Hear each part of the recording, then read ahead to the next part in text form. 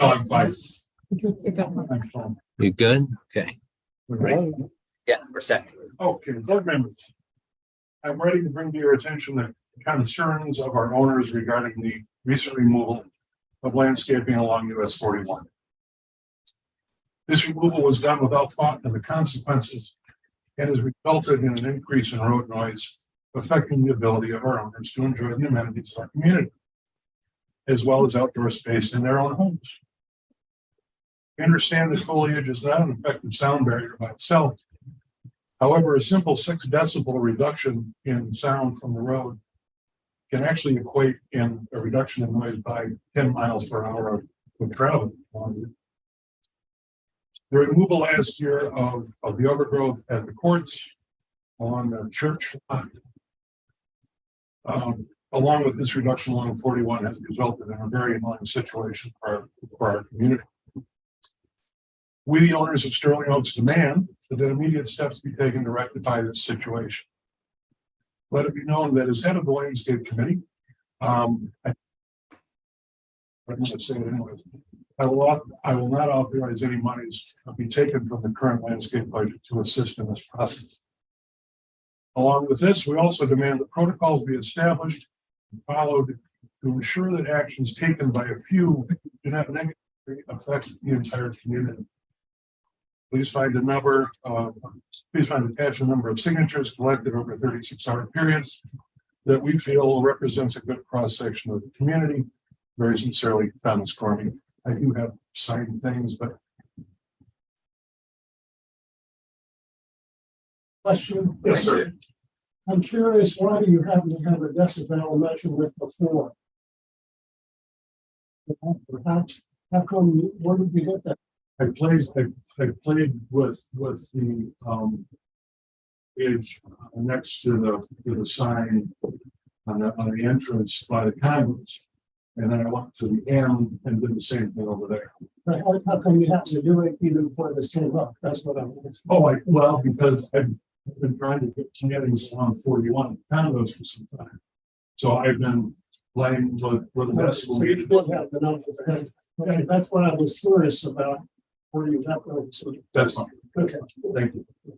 And Tom, Yes. you'll be hearing consider more about this in the general manager's report. I'll be mentioning that. Yeah. I'm sure. Okay, thank you, Thank you. Tom. We have 3 others to hear from. Jennifer Pierce on the pump station. Jennifer here, I'm here. you're on.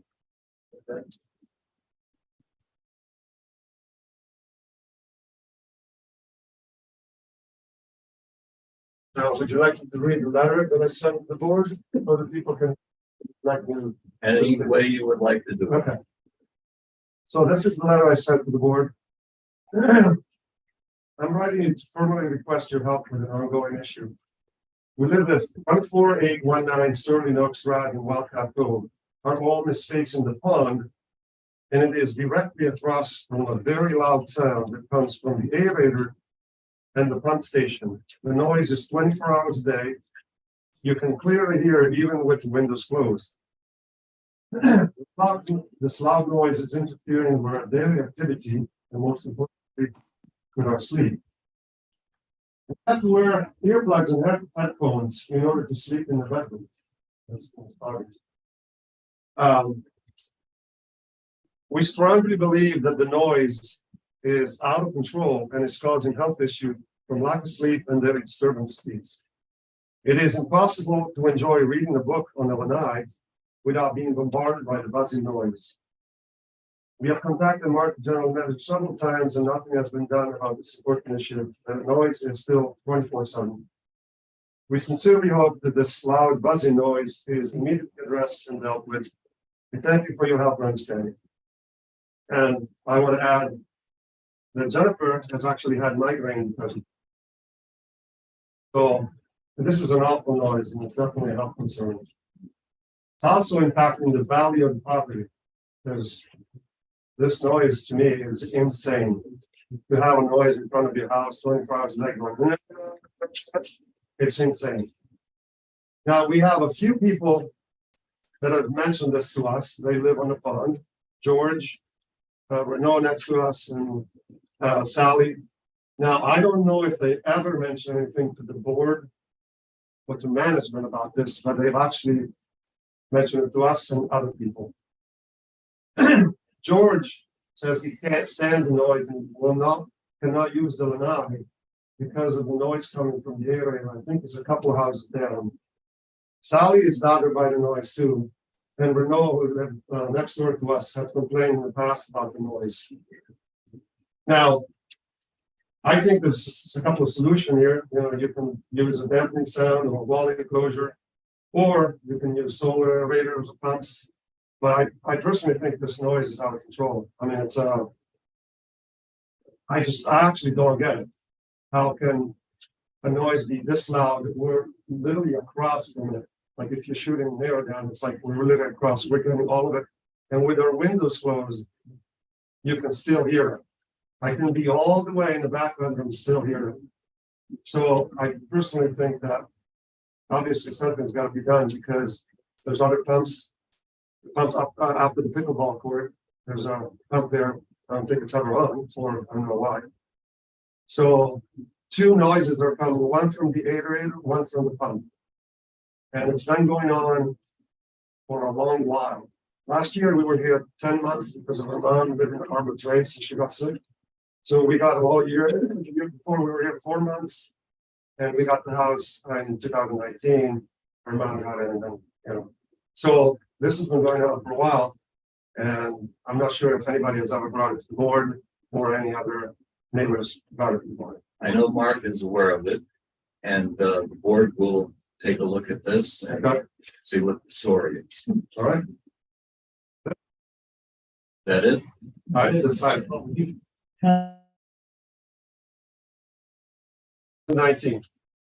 So 4 years, maybe there's been a change. That's what- now, from what I know, last year was a tough year because her mom got sick and passed away. Her sister got sick and passed away. My mom got sick and Emily passed away.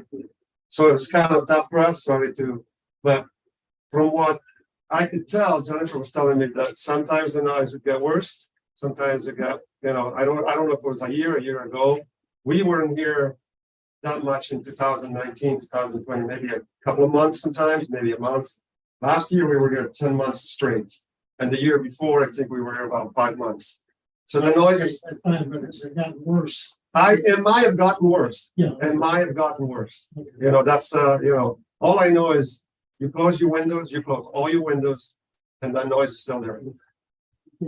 John, if you were, John. Okay, go ahead. When you brought this to my attention about 3 weeks ago. Yeah. I went and visited the site. I agreed with you that the noise was very loud. Talked with Mark. We came up with a plan. We had the lake doctor come out to look at the pump. Maintenance people insulated the pump. I've been back 4 or 5 times. It seems to me that the noise level has decreased tremendously. I disagree completely. We actually filmed the Okay, guy.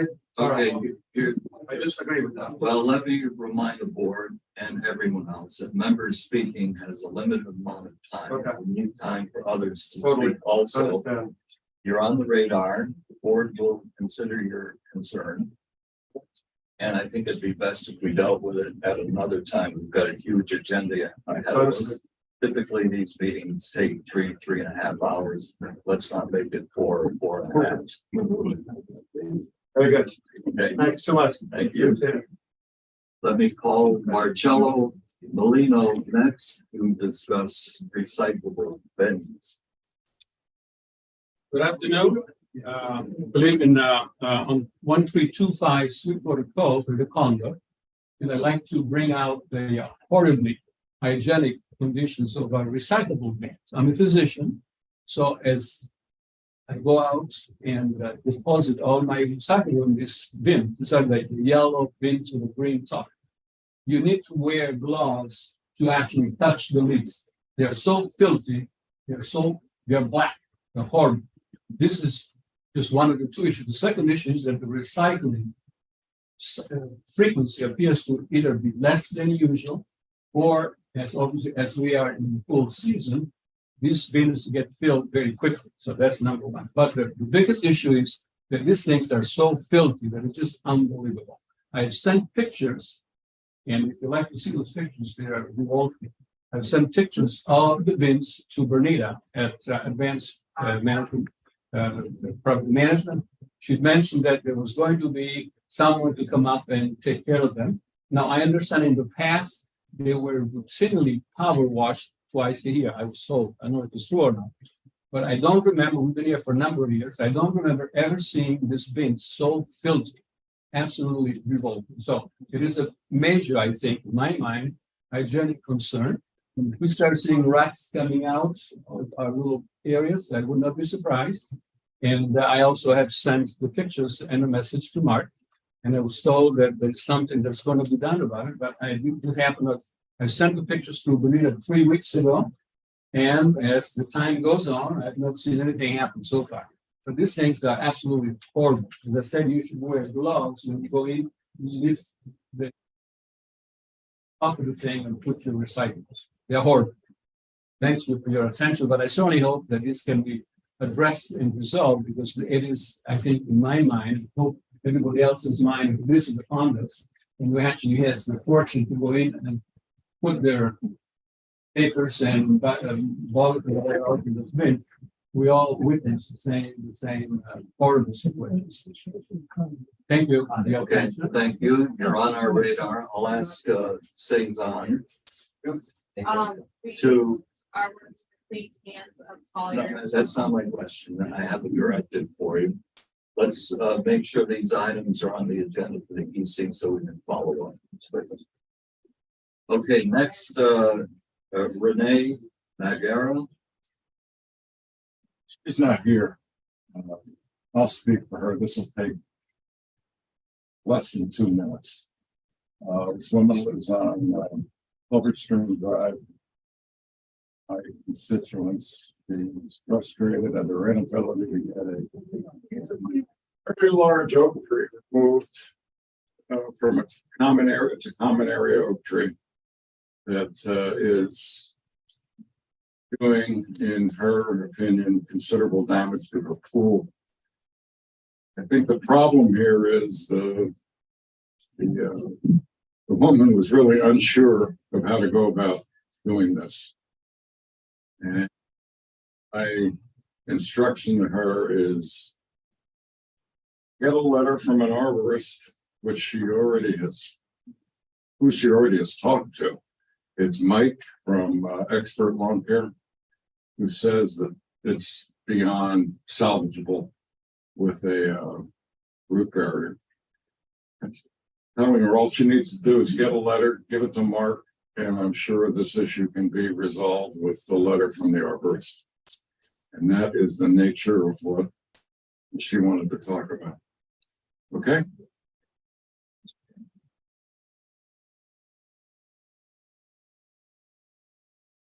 That concludes members speaking, so let's move on to the general manager's report. Mark, please. Hi, everybody. I'm waiting to see this crowd in July as well, so I hope you're all here at that time. We could use an audience. A lot of times we're here just alone. It's a new year for the community, I can tell you, and we look forward to this busy season ahead, because hopefully we are going to be a lot more busy than we have been with the closures of the beaches, unfortunately, and I think that's going to probably drive some people our way. So I know that it's going to be busy down at the pool this year for sure. We look forward to the strategic land surveys to help us get through this 2023 and help guide us. Before I get into the other parts, I'm going to say a few words about the access road clearing down the west of the tennis courts. The purpose was to clean up a lot of the existing roadway that was next to the tennis court and remove building materials, tennis court debris, related damage to the trees and shrubs in that area.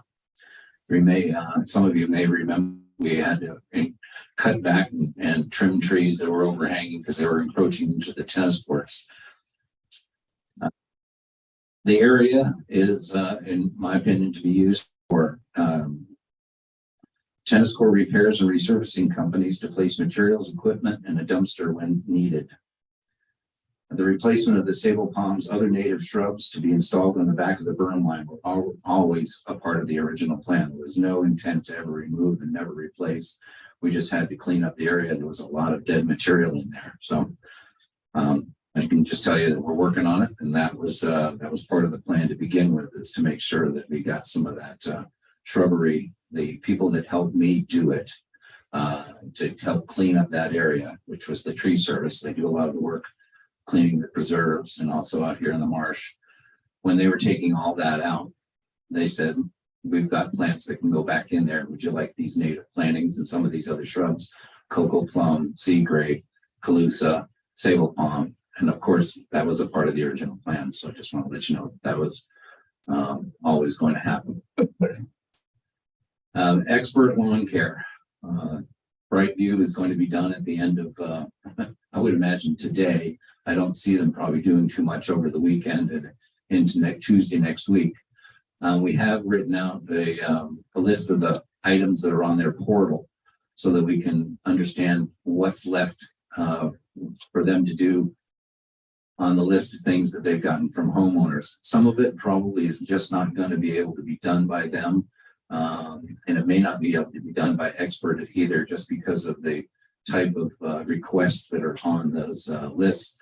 However, it's my understanding that any irrigation ticket that it's out there on the portal will be completed before they leave. I can't say the same about some of the other items such as mulch, trees, trimming, or other items such as sod replacement, or items that they may not want to put anything in and then not be able to take care of. We can pass those on to expert and see what they can do to pick some of that up and get going on it. I have had meetings with Mike and Juan.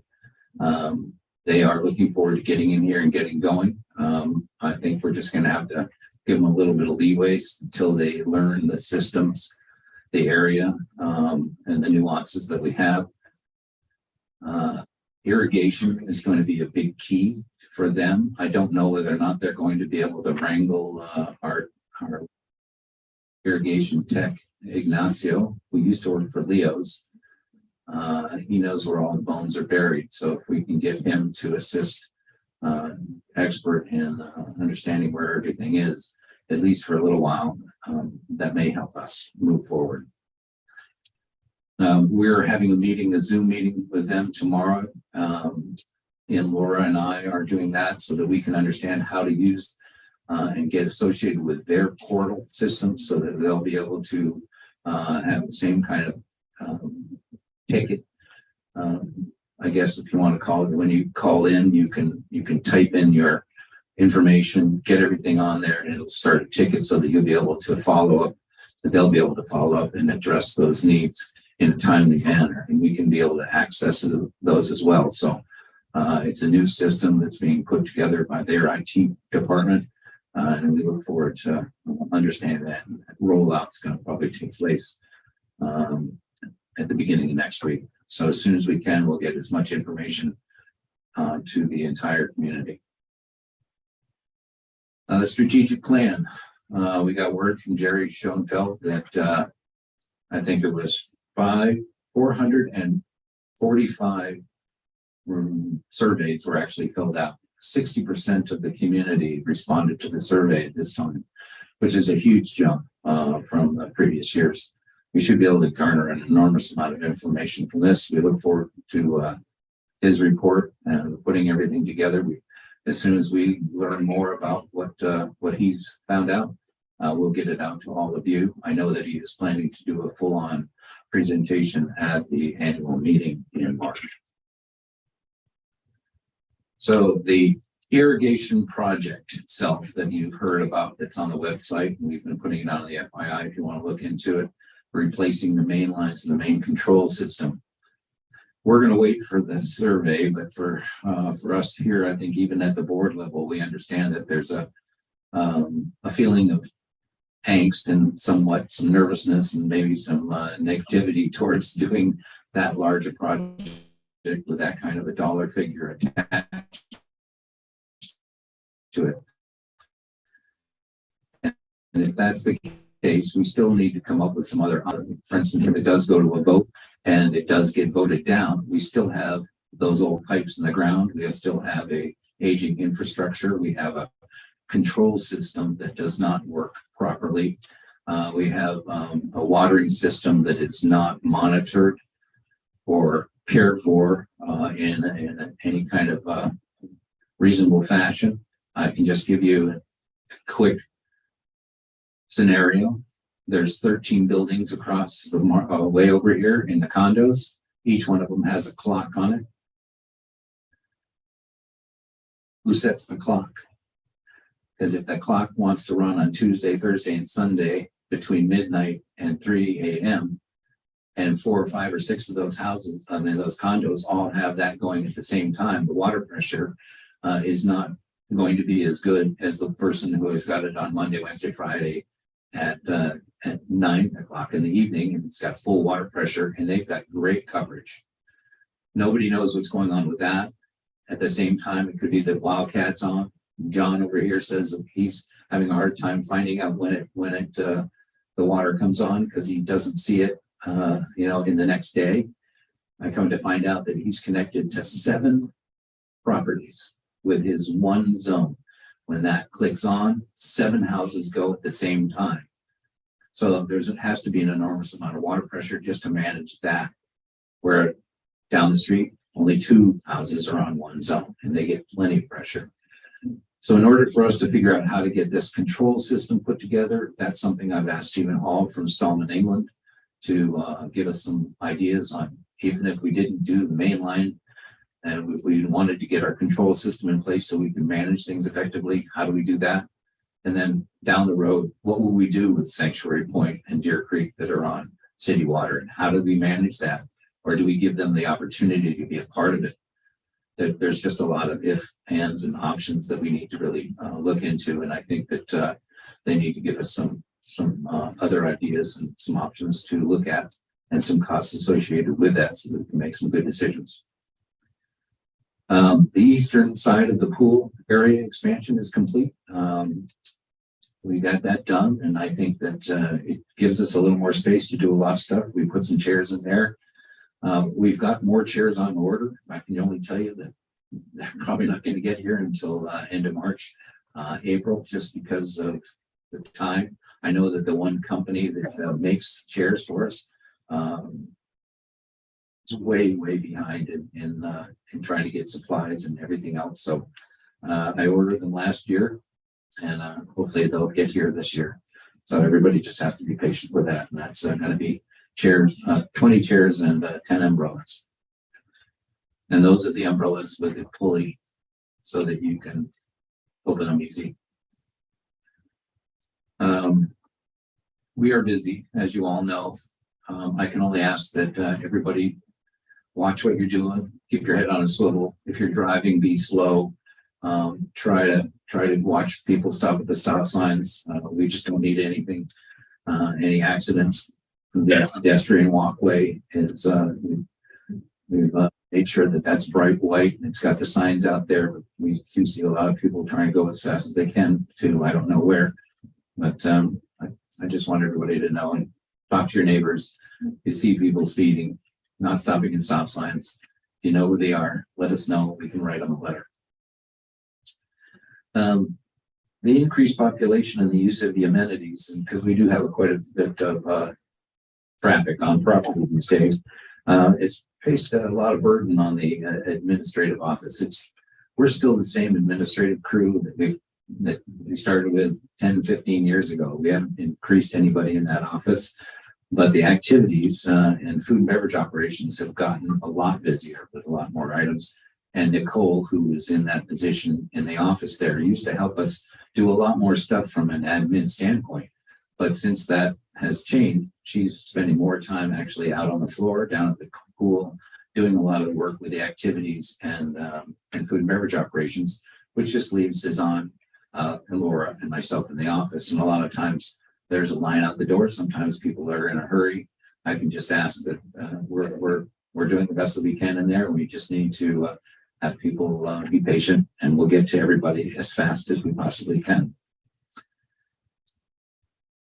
We want you to take advantage of the website, the Sterling Oaks app, watch the FYI A-Blast. And now we have the new community channel on channel 901, which Laura's going to be managing to put up all of the flyers and stuff.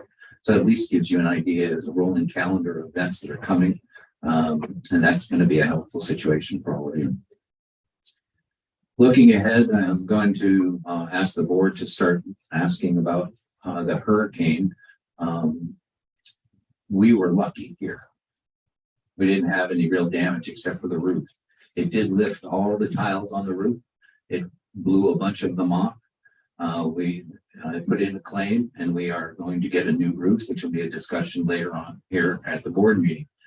But we did not have any windows break. We did not have any problems with glass shattering or water coming in, but the windows are not hurricane. The only hurricane windows we have in the house are the brand new ones that were installed in the renovation. I think it behooves all of us to look at whether or not we could utilize, especially downstairs in the multipurpose room, turning some of those into hurricane windows and maybe making a change to that environment to allow a door rather than the little door at the end that goes out towards the stairs. We could actually put one more to the middle that would lead you out of here into the courtyard. That way we could use it for activities and be a little more, I guess, multi-purpose than we are today. Lastly, make your reservations really early. We are selling out in record time for all events. We have the concert series. We've got over 160 people coming to that. It's going to be booked up tight. I know that last Friday night was completely booked and sold out. I think this Friday night is sold out. We've got, it's just that time of year that anything you can do to get ahead of the game to make sure you can utilize the amenities, please do so. And that concludes my report. Good, thank you, Mark. Any questions of Mark?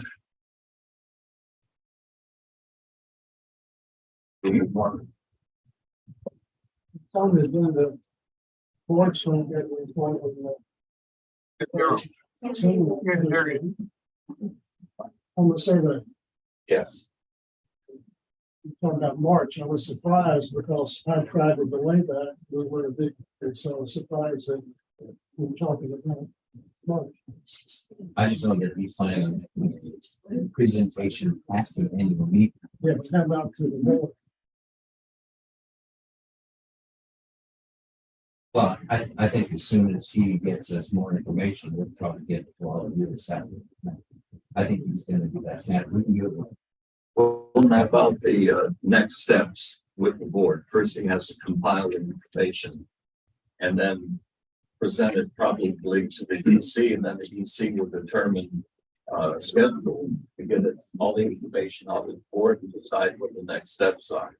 You all recall the process of the strategic plan. Once we gather this information, it's going to require this board to come together several times a month to put together the plan itself. So we've got some work ahead of us. The schedule is up in the air at this point. So as soon as that rolls in, we'll share with the board what we've learned and then decide how to pace it out over the course of, I don't know how long, the year. We will have a report at the annual meeting. And it will be essentially a summation of all this data and what the survey has revealed. So we'll be working on that between now and March. And the board will be fully involved. Okay, any other questions with Mark? With that, let's go to John and the treasurer's report, please. Okay, we're doing good again in the month of November. As of November, our operating cash is $729,000. Our total cash is $2.2 million. Our long-term capital fund is $370,000. In the month of November, we had net income of negative $17,000 versus a budget of negative $19,000 for favorable variance for the month for $2,000. Tennis had a favorable variance budget of $6,000 per month. That year-to-date net income of $90,000 and a favorable variance budget of $52,000. This is mainly due to increased membership. Like last year and this year, 22 and hopefully 23, not only is tennis covering their budgeted expenses, they're covering all the reserves. This year, the reserves for tennis were $60,000. And some other expenses don't get allocated. So tennis is doing a great job not only covering the budget, but reserves, capital expenses, and other expenses that aren't being charged. That's a good, very good. Food and beverage had a favorable variance budget of $18,000 for the month. This is mainly due to outside events. Year-to-date variance, the budget is favorable at $42,000. This is mainly due to more people attending the events and more outside events. Outside events include weddings, private birthday parties, what do they have here? And every one of those is a true money maker. You don't lose any money in that, like some meals, some dinners, and some other events we have. Outside events are pure money makers, so that's a very good thing. Also, common areas have unfavorable variance of $23,000 for the month, and a year-to-date unfavorable variance of $2,000. G&A had a favorable variance for the month of $2,000 and $5,000 unfavorable for the year. Okay. The year-to-date net income at $11,000 versus a budget of negative $104,000. Okay. And the reason we had a negative budget of negative $104,000 was because we had the extra cash from a couple of years ago that we took $100,000 to use to offset this. We knew we were going to show $100,000 loss, but we didn't charge all the 736 homes in assessment. We reduced it by $100,000. So we were going to show $100,000 loss.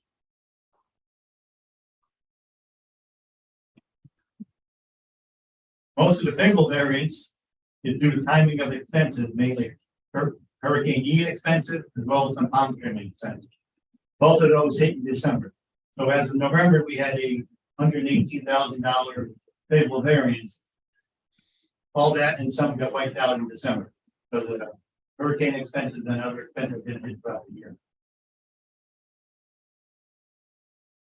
Any questions? I've got one. This, assuming that you don't expect any large negative surprise when the year is over, when December comes in, is that correct? Correct. I mean, the two biggest things, there's $140,000 expenses hitting. We already know that. So we should be really close to budget at the end of the year. in fact, we're going to be probably $50,000 or $60,000 under budget. But considering we had $125,000 of Hurricane Ian expense, we're really $60,000 above budget. All right. Oh, Ronnie, go ahead. Don, Yes. in the process, reserve and all that this year. Very difficult to ever get. Could we? When I don't regret getting this type of report for the year end of December, get the full spreadsheet, and that would mean every detail backup. If you went on talking, there was all the major categories and whether I remember. So, I'm trying, I tell you, it's very difficult to look back. Over the meetings and all of that. Some of them were here, some of them I had to get from Mark. So I would like to see a year-end report that reports all the numbers that we can put in the board through all the board season. Can you do that? Sure. I mean, you obviously have the data. It's just. Right. I mean, we do every month. We have this report to show all the major breakdowns. Do it every month, but I'd like to see it for the end of the year. I'm saying every month we do that. Every month we have a report I produce that shows all the major categories and the month and the year date amount. I'm not sure what else. Trying to keep those up in the argument. Once But I'm saying I'd like to see that.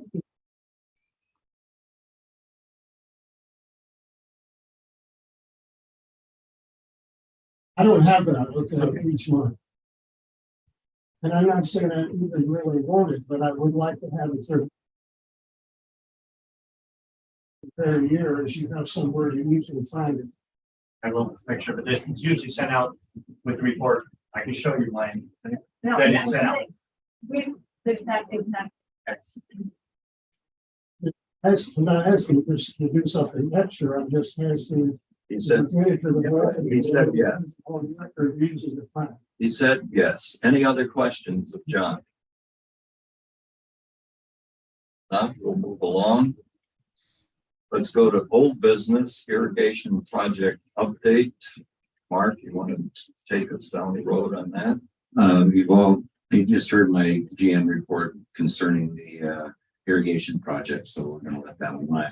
Recharge well on Lake 5, which is the small lake between Willow Bend and Deer Creek. The recharge well was shut off, and that's why the pond was down. When we went to investigate it, somebody had opened up the gate, went in and turned off the aerator. Actually did something to the aerator, and I've had to call lake doctors to come and fix it. They turned off the recharge well pump breakers.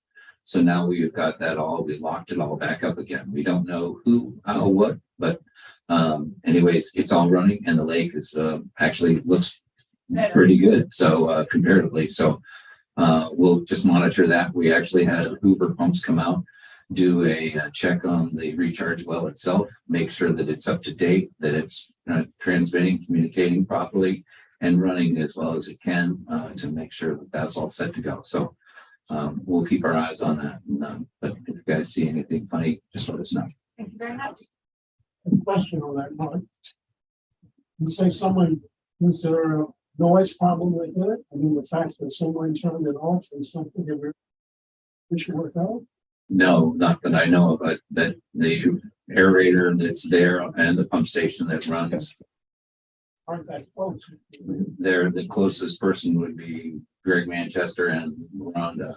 So, and you don't hear anything, right? So Okay, so I just trying to figure out why someone would turn it off. I don't know. Okay, any other questions of Mark on this issue? If not, we'll roll on to strategic plan. I think we covered this issue already. So let me sum up this section.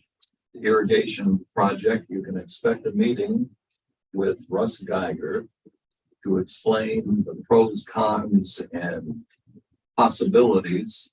If this happens, then that can happen. What if we don't do this? Can we do that? What are the next steps? This will probably be a 2-hour meeting of the board, special meeting coming up soon. And then item 2, the strategic plan. And once we get the survey update, we'll have Schoenfeld come in, expect another meeting, probably 2 hours. And we'll review the information and then set the schedule in terms of what happens next. With that, let's go to new business, Clubhouse Group. We're going to talk about the expert contract. Is it not here? Okay, you raise your issue. Mark, you said you were gonna give the board members the details on a pre-emergency plan. I sent all of you the Should be in the pack. contract. I sent it to Paul today. So sent you all an email, a separate email with a proposal for the pre-emergent herbicide for the one. I sent it to you in an email today. Oh, It's really simple to understand. Proposal is going to be $8,400 for the common areas for annual pre-emergent herbicide treatment.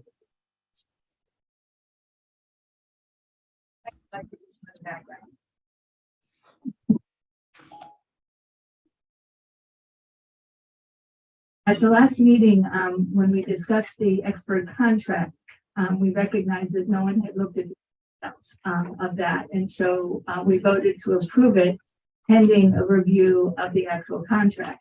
And when I reviewed the contract, actually Mark and I did, and we both came up with some different aspects that were not included in the contract that and had been in the other contracts.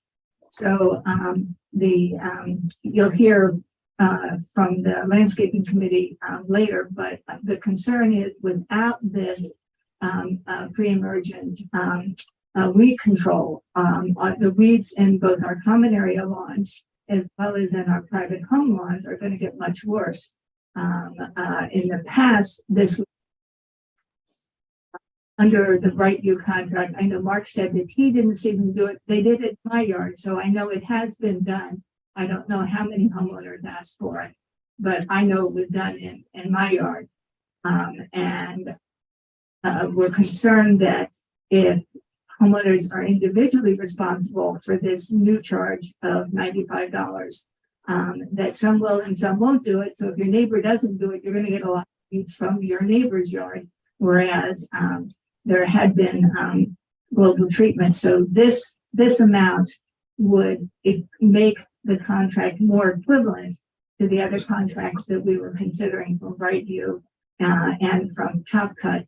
I think it's important for the board to know that we'll be asking the homeowners if we do it individually, that it could be as much as an additional $41,000 from the single family homeowners that had been included in other contracts and in previous contracts.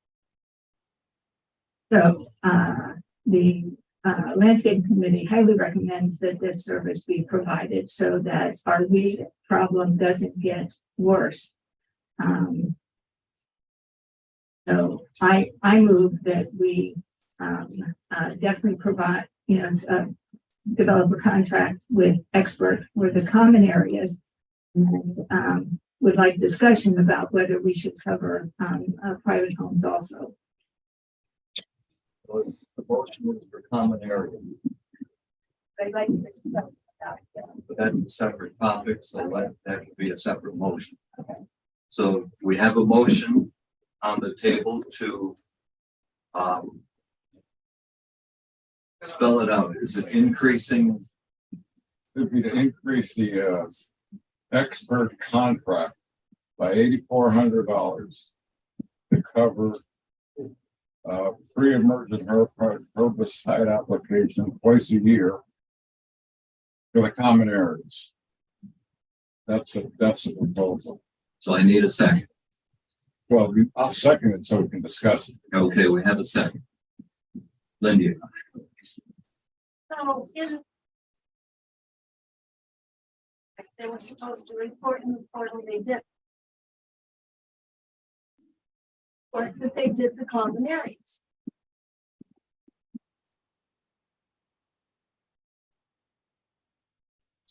Are you sure actually know that they asked? Let me take you back a little while. When Leo Jr. was here some years ago, they would come to me in my office and say, listen, it's the fall, winter time. Do you want me to put down any pre-emergent onto the common areas? Pre-emergent is it's called barricade, is the common herbicide. It is an herbicide that all it does is slow or prevent weed growth from broadleaf weeds from coming up through. Doesn't completely prevent all of them, nor does it prevent, for the ones that have been there for a long time. It just helps with it. That's why when you see out here in the common areas and the medians and the grass out there, that you don't see as many weeds as you may see in your own yard, because some of that has been treated. Pre-emergent is just that.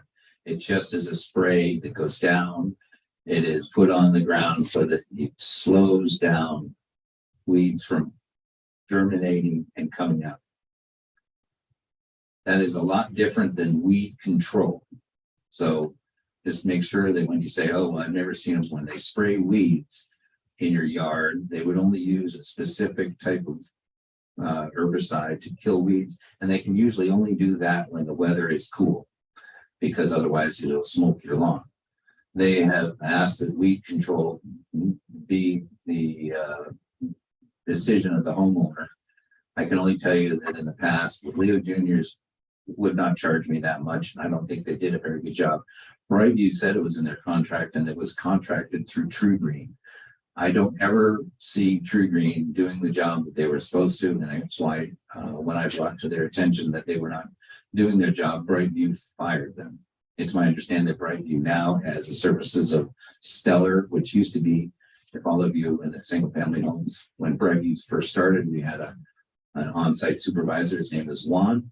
And Juan and his uncle went into business together to start Stellar and are doing commercial, residential, weed and pest control. And Brightview is utilizing them for their properties. Talked to Expert Lawn Care about hiring Stellar, getting stuff, and he said, I'd rather not do that, because if they do something and the lawn or your plants or something goes wrong, they're going to look to Expert to fix it, and it might not have been our fault. So we'll work with you. That's why they produced this pre-emergent contract for doing it twice. I think that it'll help out and do a good job in the common areas. But as I've been discussing with some of the board members, I don't know whether or not they want to go ahead and add that cost to their yearly or monthly landscaping fees to do pre-emergent in their own yards, beneficial or not. But I definitely think it would be good for the common areas. Question. Talking about on the grass, or we're talking about in the pits? On the grass. We're not talking about in the doing. Not that I know of. This would be for turf. I know that Leo used to do something to prevent it. When got weeds in my pits. That's because I don't think Brightview did much of Yeah, but is that in the contract? weed control in the beds. Yes, that is in the contract. Yes, it is. Not in the annual beds, but it is in there. And that latest one that we got back from Mike, he said that he would do weed control. But the clarity.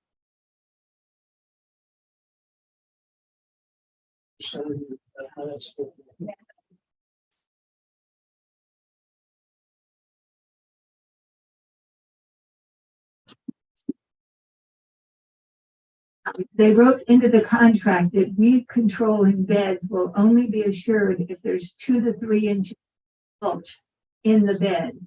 So if people are not paying for enough mulch, Expert will not guarantee weed control. And some people don't have any, and so they will not get weed control.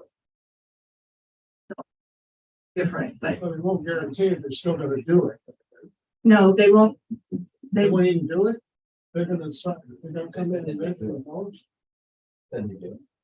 They just, you can't, if you don't have anything on the bare dirt, if you just got bare dirt and nothing to help to slow down the weeds, because normally you spray the beds and then you put the mulch down and that keeps it growing. If you've got bare dirt and you don't put anything down there, they'll still spray it, but they can't continually Right. make sure that it's going to be weed free. I think Average time. they won't come back if it's not satisfied.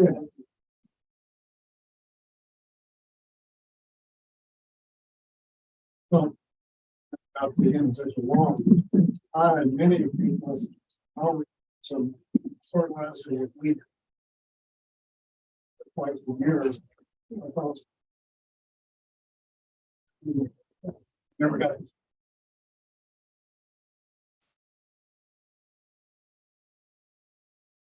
Chat. Okay, let's go back to common area turf applications. I want to talk.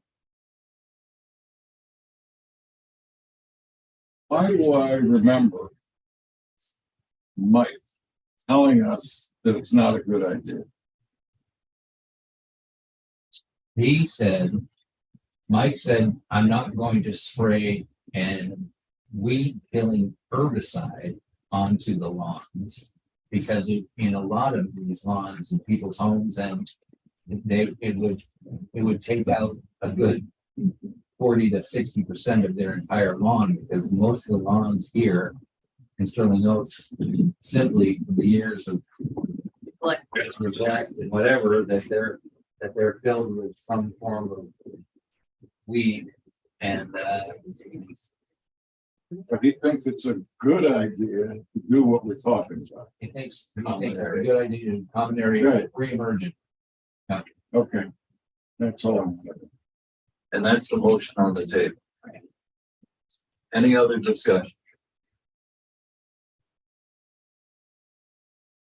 Right, I'll call for for a vote. All in favor of this motion, signify by saying aye and raise your hand. Aye. Okay, unanimous.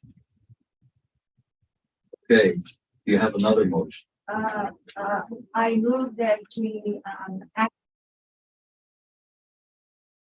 excuse me, even for change,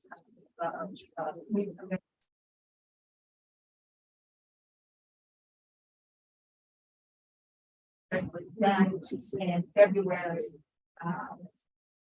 Don't let them know that it's the time to do it. Yes. I move that we actively inform homeowners that our new landscaping contract does not include treatment for their yards, and that they need to request it themselves from expert at the cost of $95 if they want it. And it's important.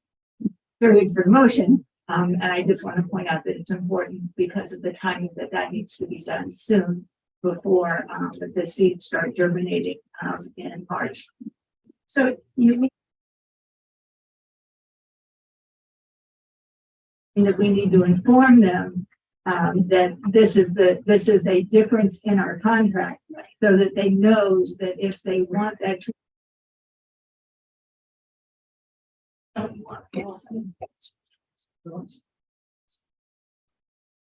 So they don't have to pay for it. Of course, but if But they the way you- it's either or. I move that we inform homeowners that our new landscaping contract does not include pre-emergent lawn treatment. That's fine.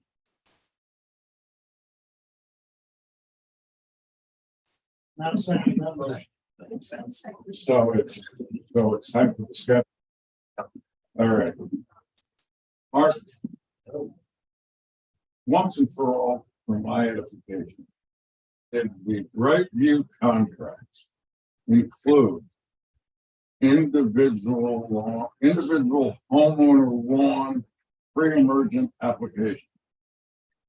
In the scope of their work on the page that said they were gonna be trimming so many times, they're gonna fertilize it so many times, they did have pre-emergent in there one time a year. Okay. Talking to Dustin, they never did. Okay, all right. Hence the reason that I was able to negotiate some of that.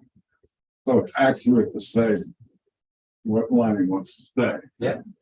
Okay, that's all. So finish your comment. I said that's one of the reasons why I was able to negotiate the fairly substantial reduction in their. Because I brought to their attention their lack of adhering to their contract. Right. Okay, so we have them. Go ahead. Microphone. Yeah. Here. So this one got- Yeah. Just a clarification, I don't know how many other homeowners got pre-emergent treatment.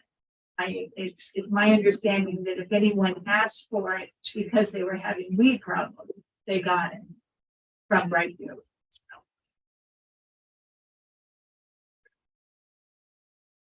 Okay, motion is on the table. Any other questions? Okay, I'll ask for all in favor of the motion, signify by saying aye and raise your hand. Motion passes unanimously. Okay. All right, so let's move from old business to new business, clubhouse roof replacement. Mark, Suzanne? I sent a report, I believe it was early this morning, that the ASC looked at the color palette, picked two colors that they liked, I'm trying to find. One being a cloudy blend, which is now discontinued, another being a dark charcoal. I have a sample in my office, and I sent you guys to view it. We also noted in there, you guys have every option you want. I gave you a couple addresses of other popular gray color roofs that were previously used from homeowners in Sanctuary and Deer Creek. You could also go with white. And I needed you pass on the information that there's now a new product out there, of composite tile. It's supposed to have a 50-year warranty.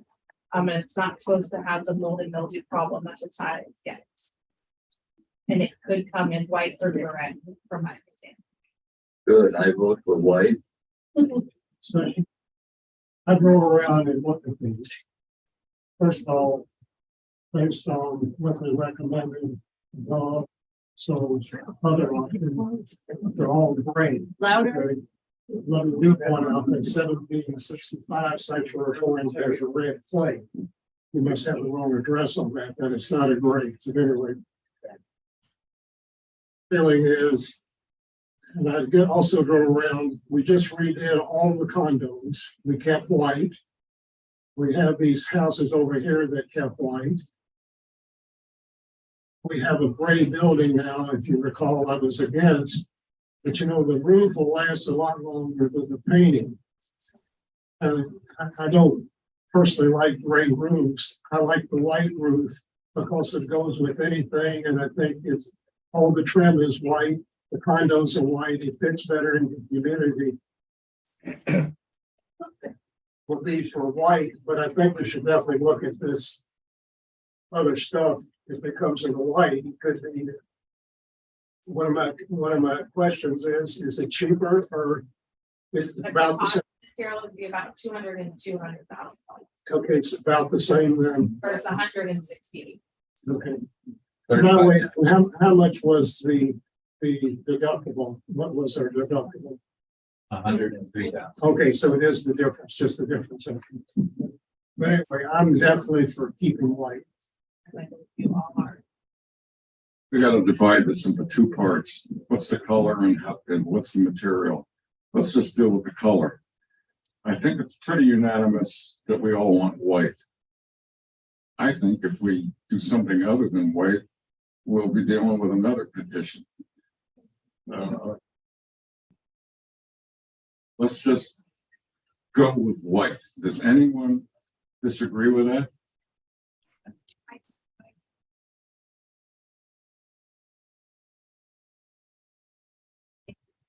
I don't know why ASC recommended what they did. I don't know why.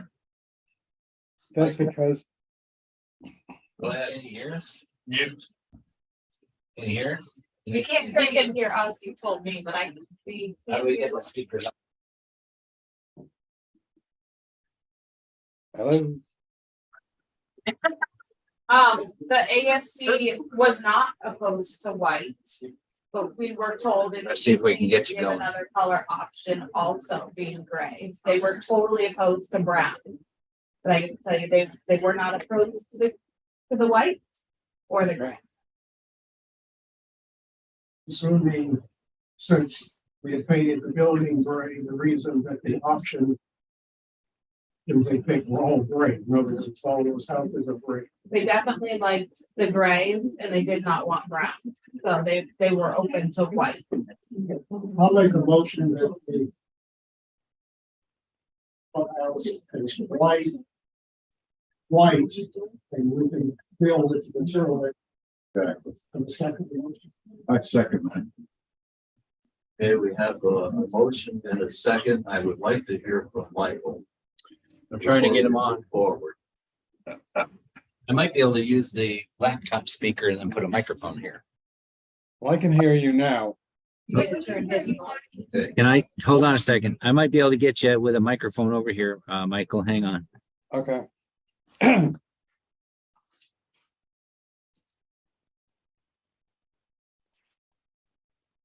Okay, so you're, microphone, Okay, I can hear you clearly. microphone. Okay, ASC committee members took up some time and looked at some different color palettes at the request, as they were requested to do. And their primary focus was to come up with some other color other than white, so that people had options. Okay, and they were not absolutely not against white. White was certainly an acceptable choice. And there was so other few colors that were acceptable. So they came up with the one that was discontinued, and then the one that's still on the list, which was the gray. And that's about where they stand. They did not get a chance to look at the samples of the composite material. They're not in yet. Okay, good.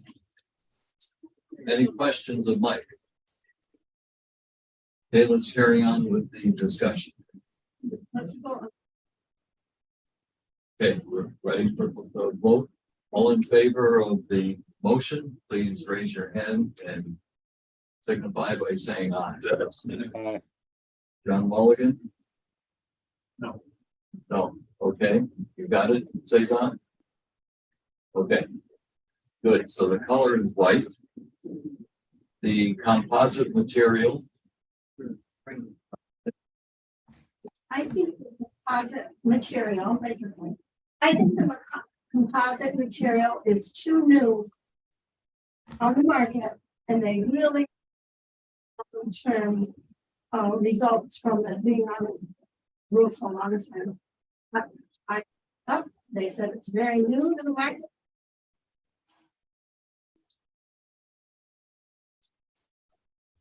planning.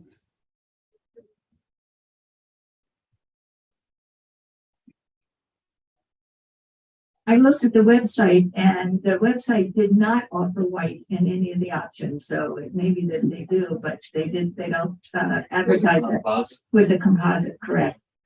Also, all the options are very textured. There's nothing, they're either textured like cedar shakes or textured like slate with the edges kind of tipped around. And I'm not sure that that would be appropriate if it's surprising to me that they didn't have any mold issues. All those cracks and crevices would only make for more mold issues. The one potential advantage that we ended up looking at is the sides of flat white tile. They get very moldy, as all of us in Willow Bend know. And it may be, and really do make the roofs look bad. So that could be a potential reason to look at it more. Michael, ASC has had requests in the past from individual homeowners to use a composite type material. And we have gone out and looked at homes that were out in the community that were completed with that product. And we were not happy with them, but that was a couple of years ago and things may have changed, but we were not satisfied at that point. They were too different from the standard tile that we use. So Mike, you said you'll actually look at a house or two that had this stuff? Yes. Good. I mean, I wanted to see something, but y'all actually saw something and didn't think it looked quite the same. 30%. My sales rep is supposed to bring me a sample of the composite, but he just hasn't made it here yet. So I don't know if you want to wait till the end of the meeting, if it's even an option. I don't.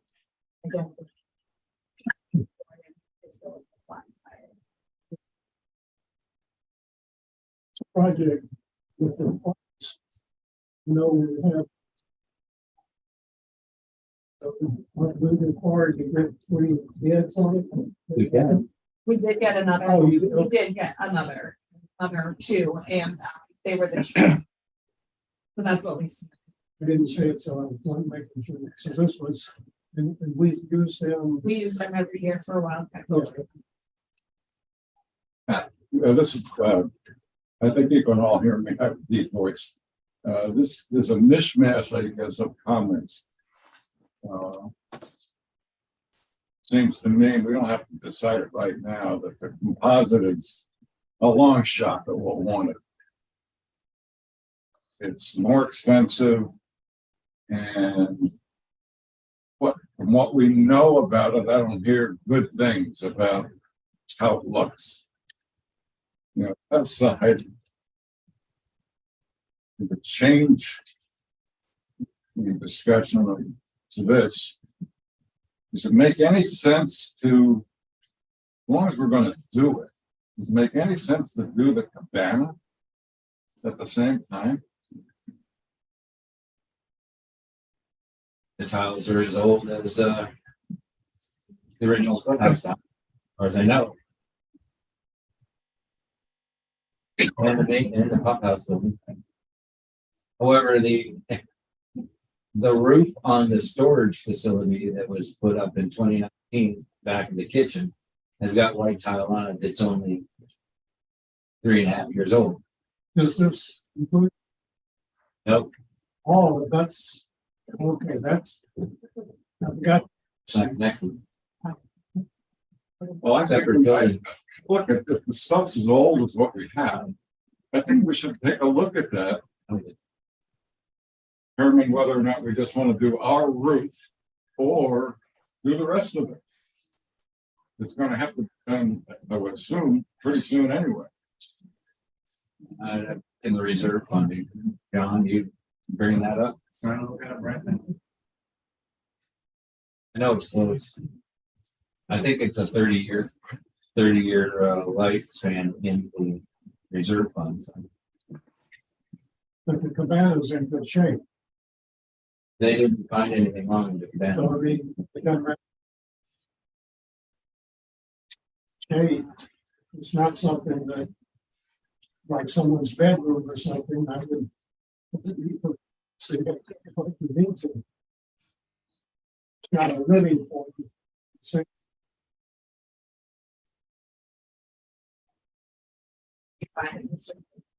Both the roofs were due according to the reserve study, due to be replaced in 2026. Pretty close. Yeah. Clubhouse in there for $150,000, about this 160. And the cabana in there for $14,000.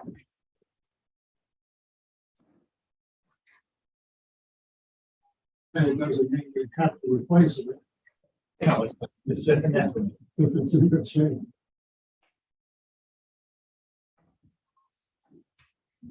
Discussion.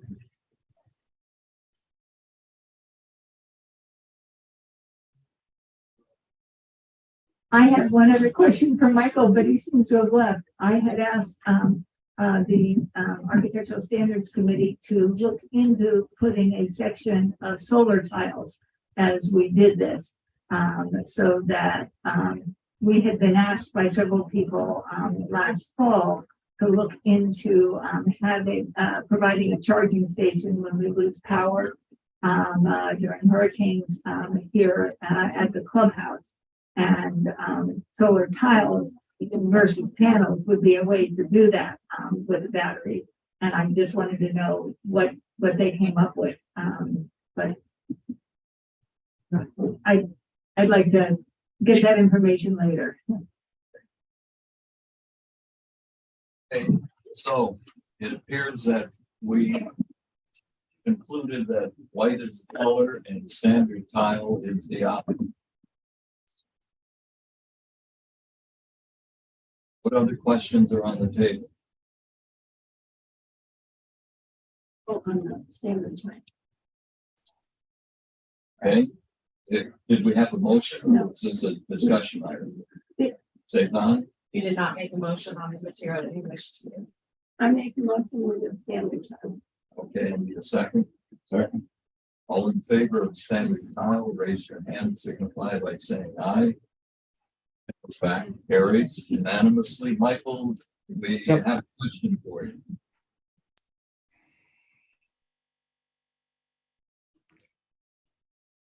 Michael, as you know, I asked the ASC to look into installing some, solar tiles. While they were looking at the other tiles in the roof. What did they find out about that? I did not get a report on that. Okay, would you follow up and ask them about that? Thank you. Okay. Um, What else do you need? Well,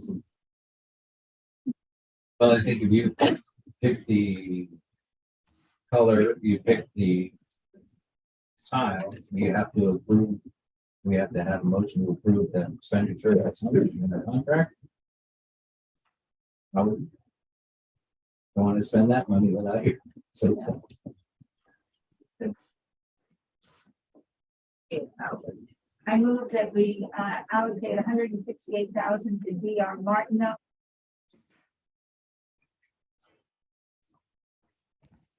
second, How much is it for? 168,000.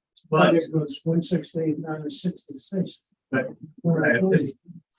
Well- say that it's $168,000, but we received insurance. Like 66,000, so the net will be coming out of our cash will be $102,000.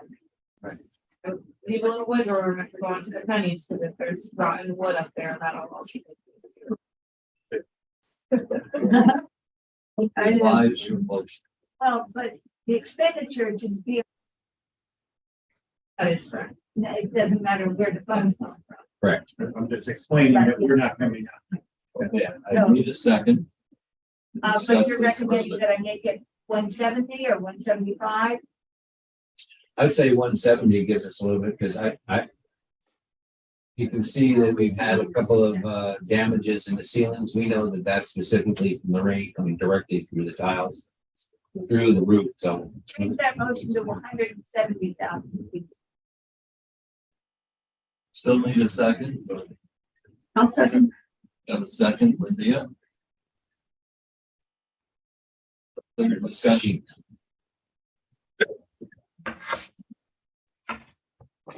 All in favor of the motion, signify by raising your hand and saying aye. Motion carries. Through with the roof project. When do we expect the tiles? I It's a don't long know. time, right? Next year. Most white roofs for A and C, it's been at least like 20%.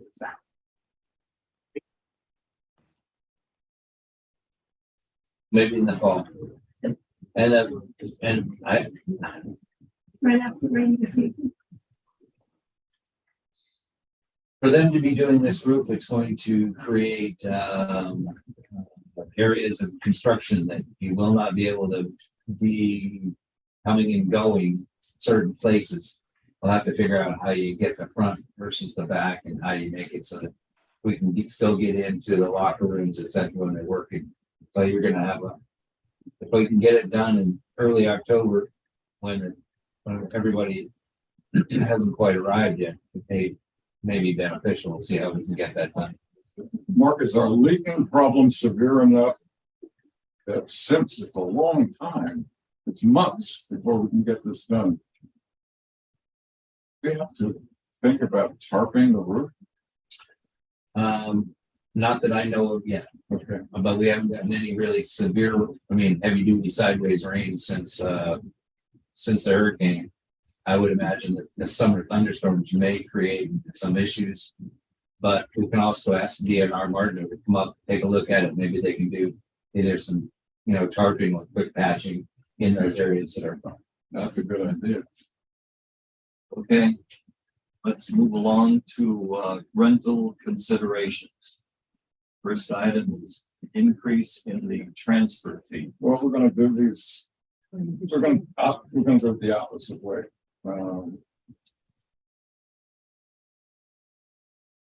talk about in terms of rentals. It should be restricting the waiting period to rent a number. We're talking about here is in terms of restricting the waiting period to rent is harder to try to control.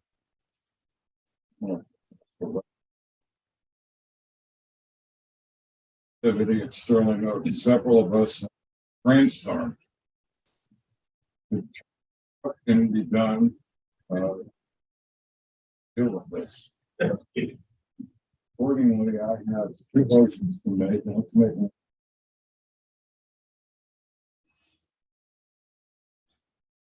To place a 1-year ban on the rental of new purchases. And to have Jason draft an amendment to our declarations for the community to vote on prior to the annual meeting. That is motion. Somebody can second that. We can discuss the whole thing. Okay. Second, so let's discuss this. In plain English, what we're saying here is a person buys a home, they're not allowed to rent it out for a year.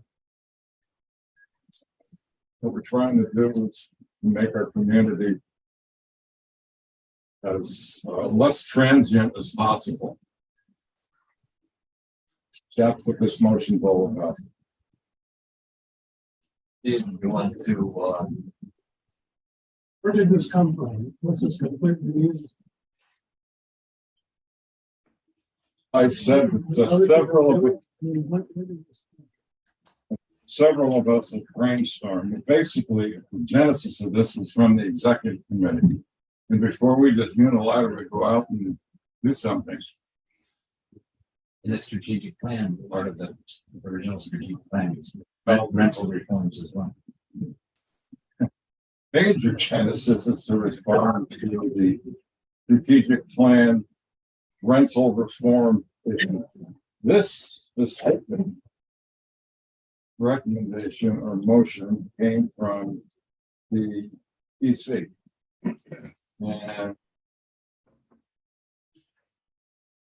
out in attempt to unilaterally ram it down your throat. Let's talk about Let it. me question the motion. You can't read the motion to ban.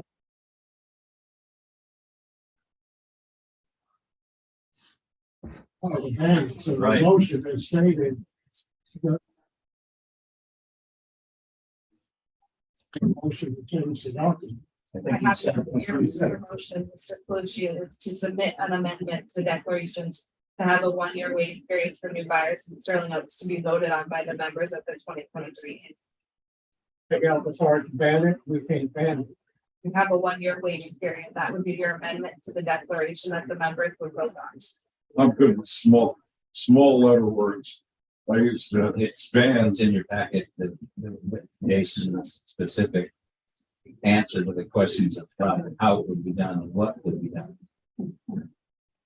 right, So so, consider the fact that if property values, there are people who are thinking about retirement and they buy a property in a year or two, you want to rent it for the music and all. To me, it's the value of, Have to actually, you're able to. all right, you're okay with the motion? I'm not sure that was second. Yes, it did have a Well, second. that's because everyone's talking. Let's get the motion on the table. It did have a second. Okay, we do have a second. Okay, John, Well, my question is. Being a real estate person, do you think this is gonna have any effect, Ronnie was alluding to, on the value of the property?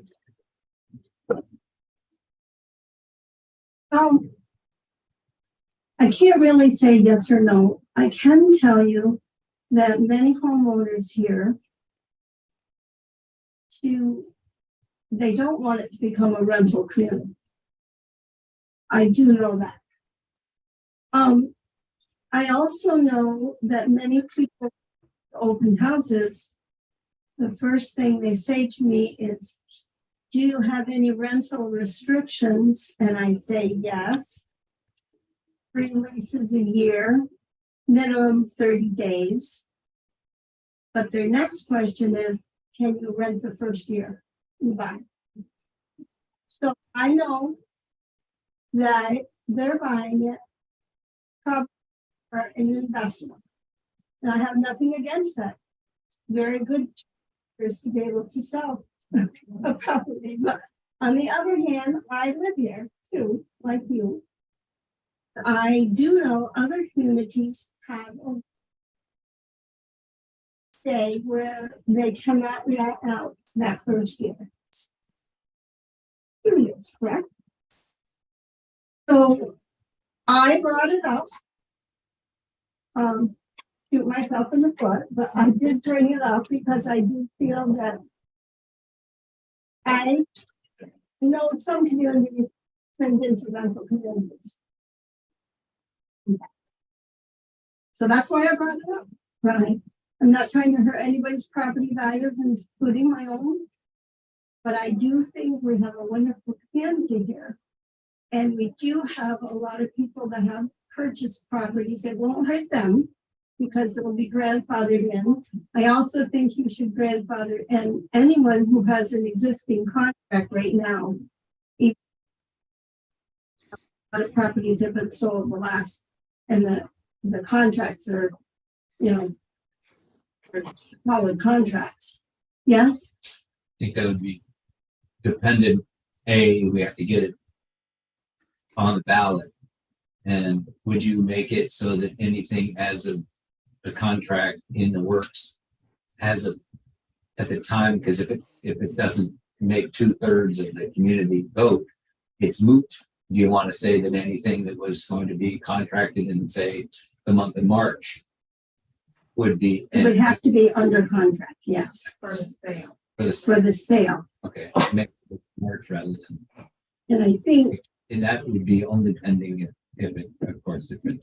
and you might have to honor, I mean, if a lease is in place too. Well, I see what you're saying. Okay, yes. I just want to protect the people that have bought in good faith here. Oh, that's good. And keep in mind, we're thinking of that wide open. Planning. I think that the good thing about this is we'll find out what homeowners think when they vote. So I think that for some of us, it will increase our property values because we're less likely to have an investment property next to us. And for other people, it may decrease, but we'll find out what our homeowners think. And I think putting out a vote on the amendment.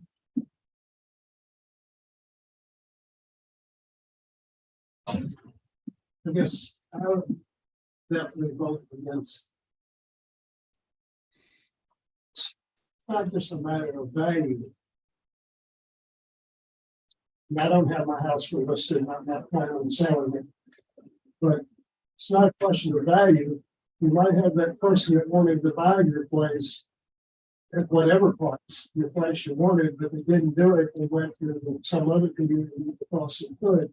And again, person did this, not in Sterling Oaks, but I had another house in Florida that I bought before I could buy it. And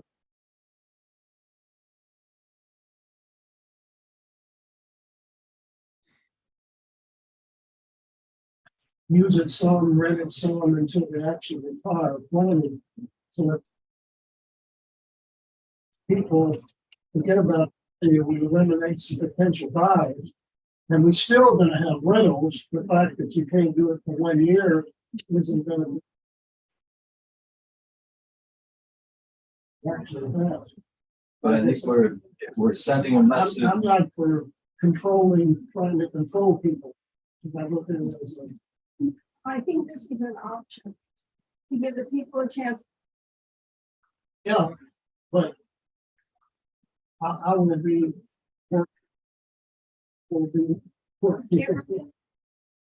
and both even put it, I mean, I don't think it's something that we're doing for the community. I think actually. But you see, Brownie, someone who just here is probably an investor. Because a person who's thinking about living here long-term might say to themselves, all right, I can't rent the first year, I can let my family come or whatever, my relatives, but General, I'm talking about specific.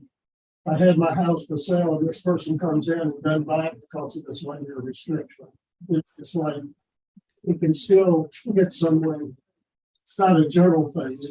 Well, they said, because there's a 30-day minimum. And I didn't even know it's been discussed. In fact, I don't like to come to a meeting and find out something. At the Well, meeting that's what the meeting's all about. That's being That's- discussed. I never heard of it. That's Okay? why we have meetings. That's what we're doing right now. All we're doing, Brownie, is sending an idea here. Okay.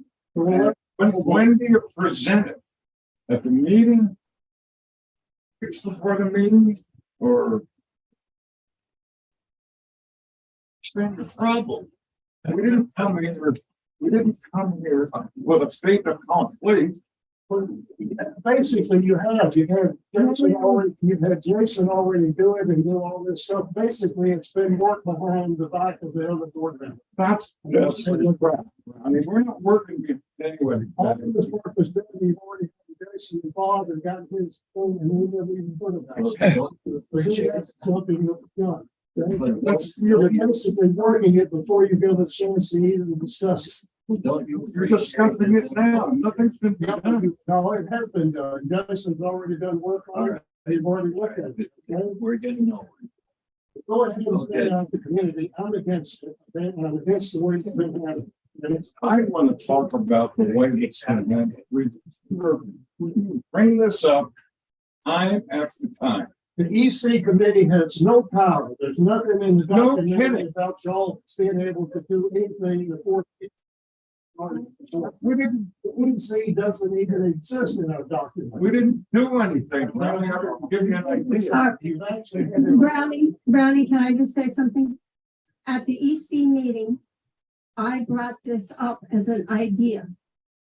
At that meeting, we said, I don't even know if we can do that because of our documents. Suzanne said, I will find out from Jason what we have to do if we bring it up and it passes.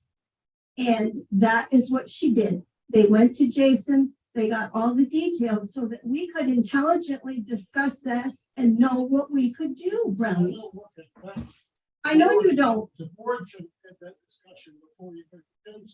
Or be on the board shouldn't be making decisions for the board. Against the fact that the EC is not in the documents, it really doesn't exist to have any power. It's just for the board members. Okay? Well, I guess we'll never have. All right. So the motion's on the floor. Would you repeat it?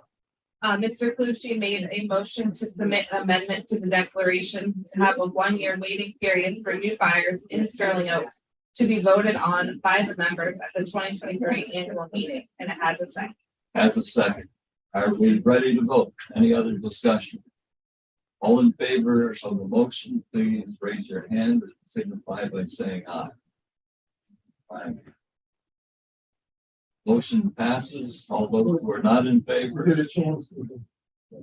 raise your hand. Okay, we have one nay.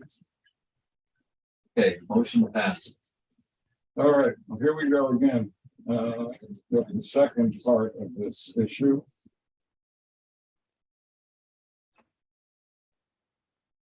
The increase the transfer fee for rentals. $350, which is currently to $500. And the second.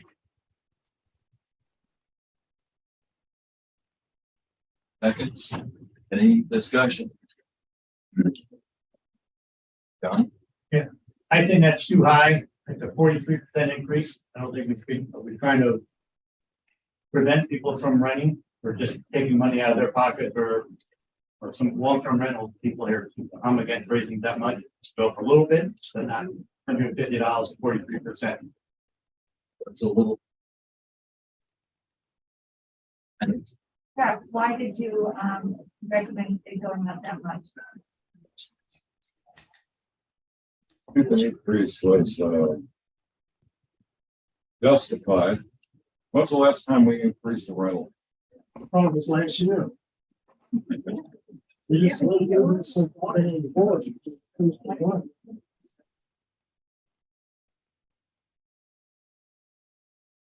Tracy? 2 years ago. 2 years, okay, I know it's been since. Well, One, I it's I not thought the 2 years, it's like a year. Greater issue is how do we compare with other communities? Yeah, You know about that? Mark, you did some research. I just know that in looking at the other bundle communities, the average rental rate is $500 up to $1,000 for rental transfers, and that's the going in the bundle communities. However, we are a different animal than a lot of places, and so from a real estate standpoint, I think, Linda, you have to look at some of the other communities that are out there, and I think that we all. Unfortunately, we all know that those people who have places that do rent them, especially here during season, it used to be 2,500 to 3,000 sometimes a month, and now we've seen those go to $6,000 to $10,000 a month. That seems to be the norm, which is a kind of a crazy. I can tell you that's just rental rates all across the area. The thing is that you can't feel sorry for the owner who's renting because they're recouping an enormous amount of money in a very short period of time. I just feel this way because my kid he lost his place in his car in a hurricane, and he had to move out of state because he can't find any place to live. So I miss him, and that's like I'd like to see him come back if the rents go down a little bit. How are we doing in terms of unauthorized renters? Because certainly this increase could have an impact on more unauthorized, and I just haven't heard lately whether we think that we have that problem under control or not. The new access control systems that we put into place with membership cards, the access to the amenities, and also the guardhouse with their ability to use passes. One thing that you all will notice probably is that we're trying to curtail the unlimited forever pass that was out there for a while. We had passes that they were printing that were good for as long as you could read the ink on the piece of paper. We found that those were getting passed around. We found that they were being utilized by other individuals. So we've been doing a cleanup, taking the pass, making sure the person on the pass matches the person giving in the car. We've confiscated a number of those, not only for guests and vendors, but also owners as well, because they've been giving up to friends and family to come and stay at their place. So that's when we found out about that and cut that down. So I would say that the transient rental population that we used to see in season has been dramatically decreased by the access control system. That 350 or 500, that's whether or not you rent for 1 month, and you've got a 5-year lease, Wait, only long term, up to one. 1 year lease. Only can do one. one time. That's the longest you can rent is 1 year. Then you have to redo it. Yeah, we only recognize up to So you 30 can't days. rent a house for over 1 year. They have to renew the rental process every year. Well, you do it at the office, but between the two individuals, they can have a longer term. Sure, but for us, we only Yeah. recognize 1 year. $500 every year. In Correct. other words, even if you rented your house for. We have let's say people that you have had an rented for agreement 10 for to 12 5 years, you would still have to come to the office and re-register and pay $500. So it'd be $500 for 1 month up to 12 months. or Correct. 3 Correct. months, or whatever. That's correct. It's the same amount of work. So on the word, on what he said, based on how much money the owners are getting, so we're gonna take some of it. And so, It's just a matter of, in other words, it's the objective, the amount of work is the objective, is they're getting more money, so we're gonna get more from it. I think we're just That's keeping, what I heard. I think we're just keeping pace with the I know. market. Yeah, as a result of this discussion and trying to respond to Lang, it doesn't seem to me that it's unreasonable, given the increase in what people are getting for rental properties. And it doesn't seem to me that it's out of line with what we seem to know about what other charging. My intention isn't to punish anyone. Intention is simply to deal with the times. My sentiment is not to encourage rentals in form or shape. So I don't think we should be encouraging it, so I'm all in favor of this. Well, the question, does someone have some data with some specific?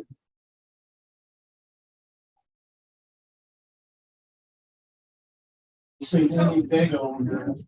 Like, so, you know, this, you charges. So Brownie, it's really difficult to come up with an apples to apples, and I'll tell you why. Many communities have a little tiny pool and might have a little clubhouse where they have a microwave or a little meeting room. And so that's a fee. You might get a bundle place where you get golf, and that's a fee. But at Sterling Oaks, we're partially bundled. When they come here, they get the fitness, the bocce, the pickleball. They get all those amenities. And therefore, how much is that worth for them to be able to come here and rent for 3 months and be able to go and do everything? I think it's worth more than what they're being charged right now. Is it worth as much as when you get everything and go? No. But they do get it here. So I think you have to think, how much are we worth? How much we've added? We haven't raised the rents that much. And we've added pickleball, we've added bocce, we've renovated our clubhouse, we've got tons of activities. How much is it worth? Well, my answer to that is, that's fine. Give me the communities that do allow. That have, some of them have a bigger pool than more pools. Okay. Some of them have more pickleball courts. So that's Brownie, not a reason not to answer that question. I'd like to see communities that are comparable to what we do and what they do have to. I can't think of any, and I'll tell you why, Brownie. We're very unique. One club in this area that has bundled everything and a tennis club. All I'm saying is, well, first of all, tennis is separate. It's not separate because if you rent here, you can join. Yes. What I'm saying is, that still doesn't answer the question. There's still, I still like to see what others charge and what they offer.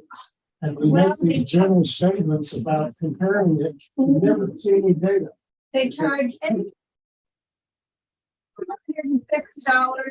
to $1,200.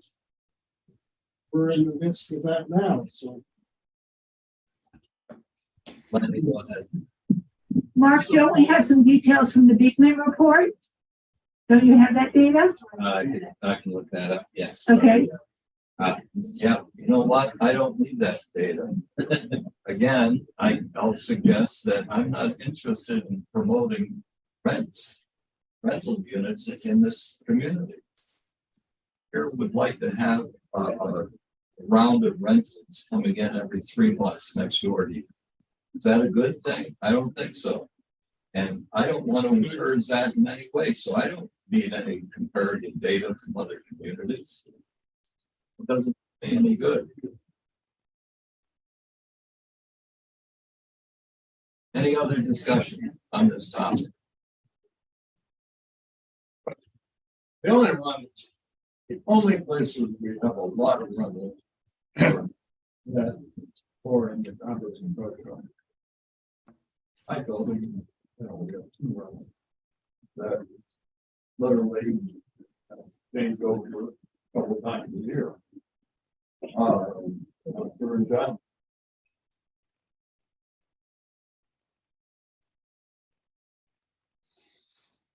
So it doesn't, I don't see it affecting the home.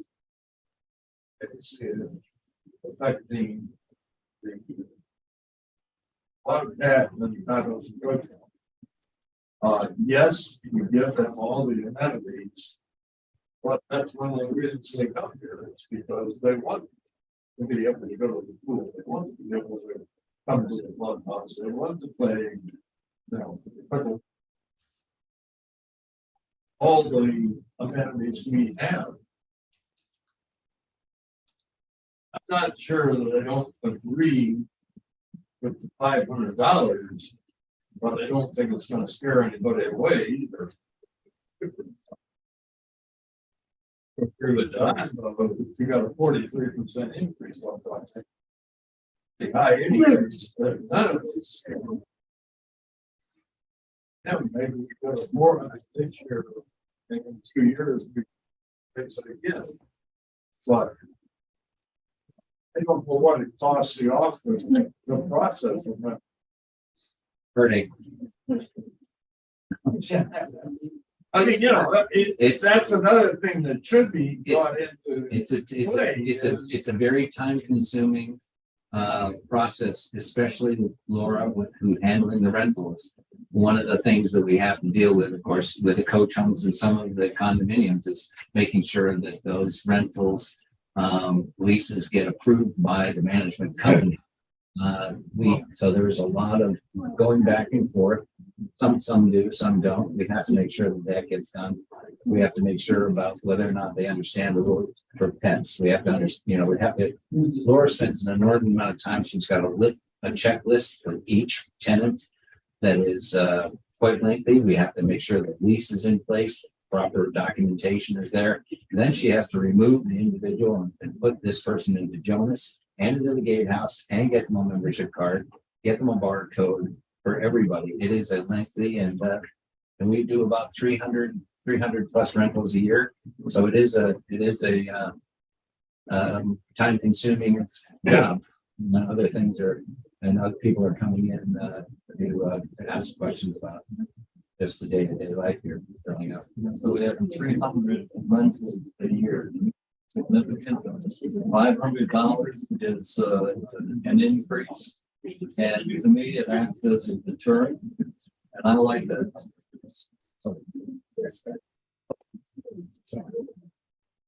Got the motion on the table. Any other discussion? You want to read us the motion once again? Motion was made by Charles Calucci to increase the rent transfer fee from $350 to $500. Seconded by Lenny. Okay, any other discussion before we vote? I would like to mention that anybody who has a rental has to know at certain times. You want to make an effective date? First. I think you should have it. First. March 1st. Yeah, let's alter the motion to say effective March 1st. The rental contract is someone for March. I think we have to make it after the season. They would already submitted it. So as long as they have their paperwork in Right, before so March it's 1st. paperwork. Okay. All in favor, please signify by raising your hand and saying aye. Okay, motion, all those who are not in favor signify by raising your hand. We have two, John and Ronnie. I didn't see my. Michael is yes. Thank you. Okay, motion passes. Okay, let's go to COVID update planning. After several months of low risk locally, COVID transmission rates have increased to medium At this rate, CDC recommends not only staying up to date with your immunizations and isolation, if you're suspected, blah, blah, blah. They also are recommending that if you're at high risk of getting very sick, which is all of us over 65, that a high quality mask or respirator should be worn when indoors. Have a household or social contact with someone at high risk, then consider self-testing to detect infection before contact. I have in the written report the numbers in Lee and Collier County over the last week, and have shown a comparison to March of 22. So as you can see, we have a lot more COVID than we did. Over 1,000 cases last week, and there's been over 1,000 every week. I listed all the recommendations, and I would like to move that we post the medium risk poster that at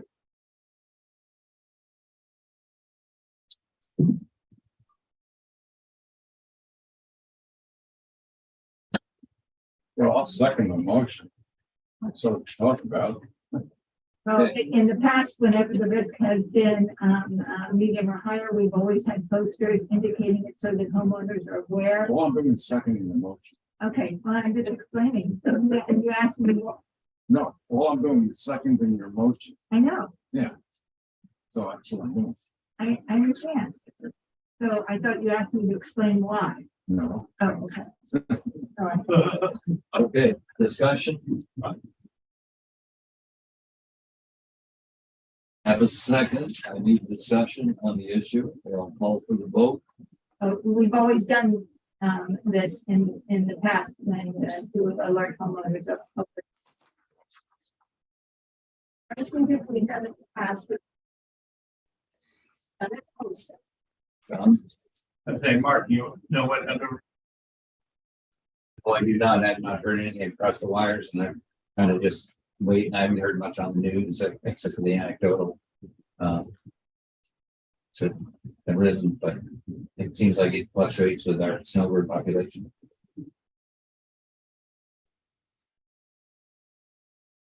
A simple poster on an easel, out in the lobby. More We people need to come in do- down below. Huh? More people come in to the clubhouse from down below than they do. All right, well, one up, one there, and one down below. What did we say?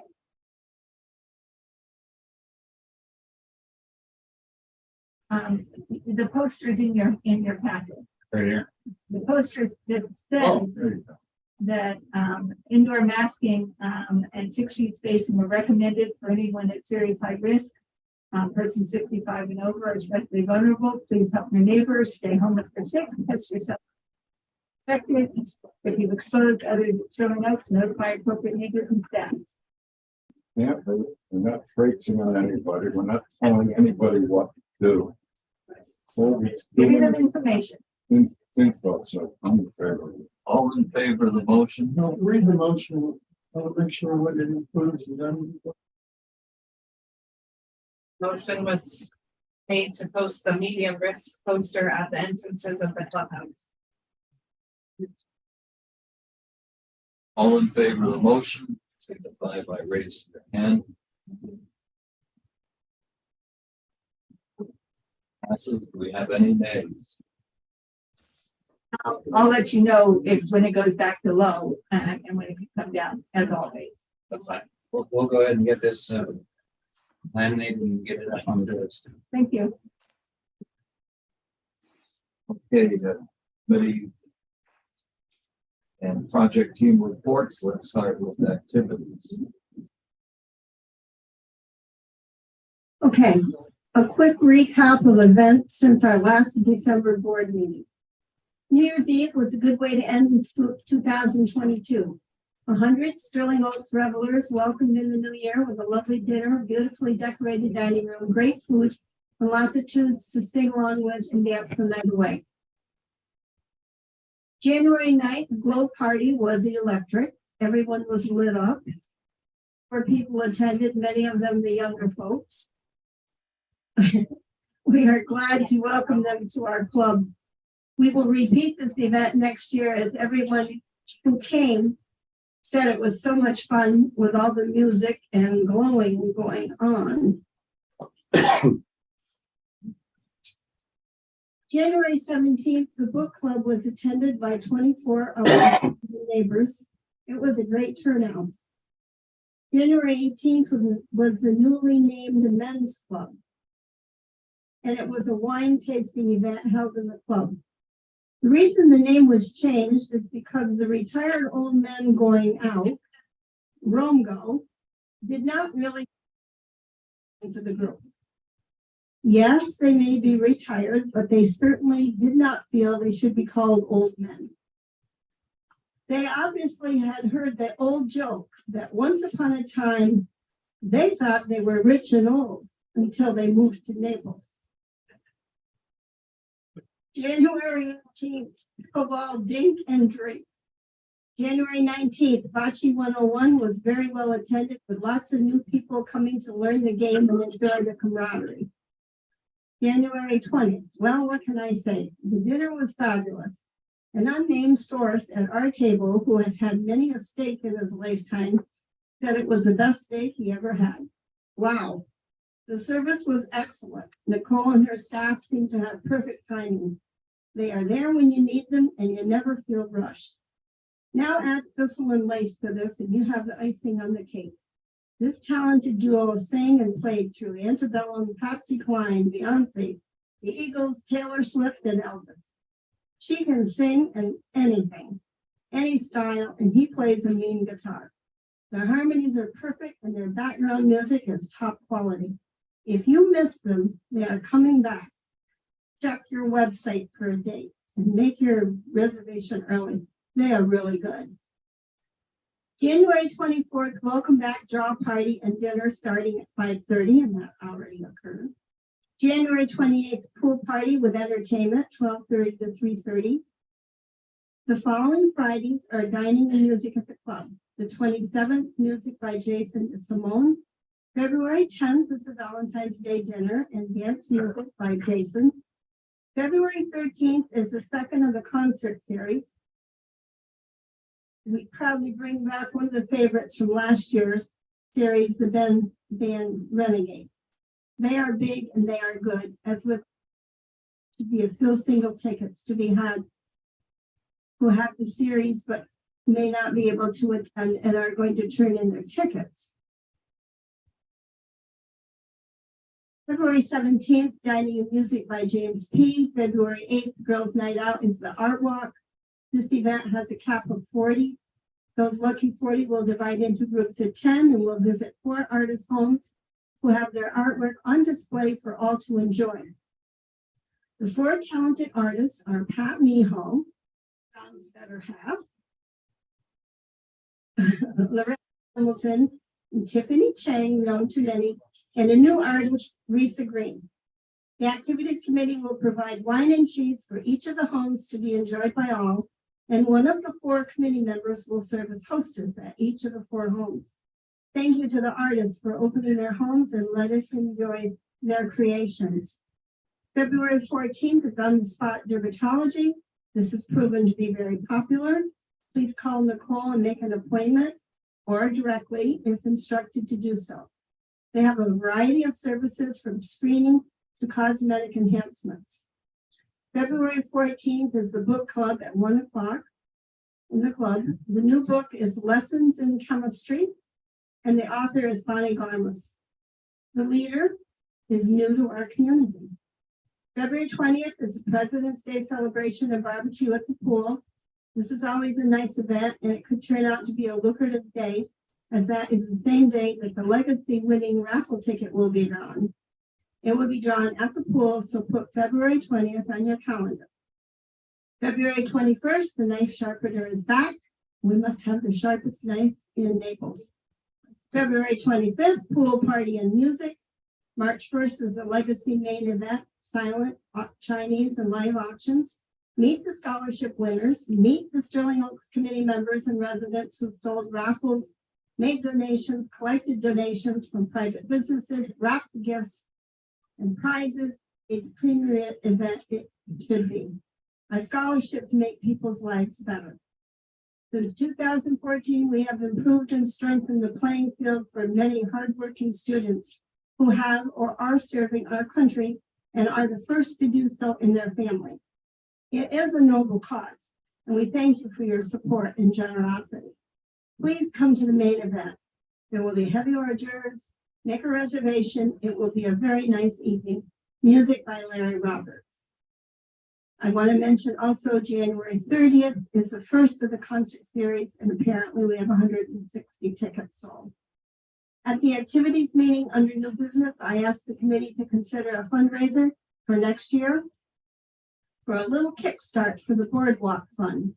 Right now, it is only a dream, but as the activities committee knows, dreams become reality if enough people care. Just look at the Legacy Scholarship. The committee has agreed to look into this proposal. As you all know, we do have a beautiful big preserve here, and we do have a boardwalk. It needs some work, but it doesn't go as far as it could. I want to thank Lauren for doing the minutes for our secretary, Bob Gargiulo, and that concludes my report. Any questions? I did not copy of that email. We sent it. I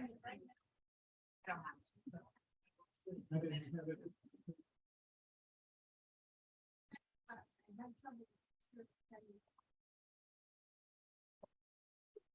Any questions of Linda?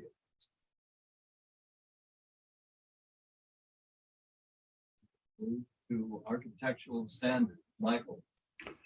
There's only one item on here, and this was again a reference to a tree on 14940 Sterling Oaks Drive, because we got a letter from the owner after we had denied the tree removal.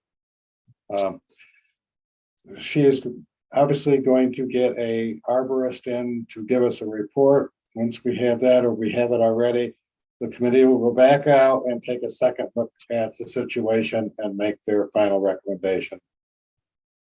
Okay. So we need no action at this point. No. Very good. Anything? Right, let's move to pickleball. One question. When we're second inspection yet? For the. Yeah. But seeing, you're gonna vote on those. You'll have those in February. February, okay. Hey, Ken Sloan, pickleball. Okay, you each have in your packet the pickleball committee report. But that's become very active participation in the community. We had a pickleball orientation where we had 62 individuals. 53 of them were homeowners, 9 of them were non-resident members. They intended to find out about the pickleball and what they could do.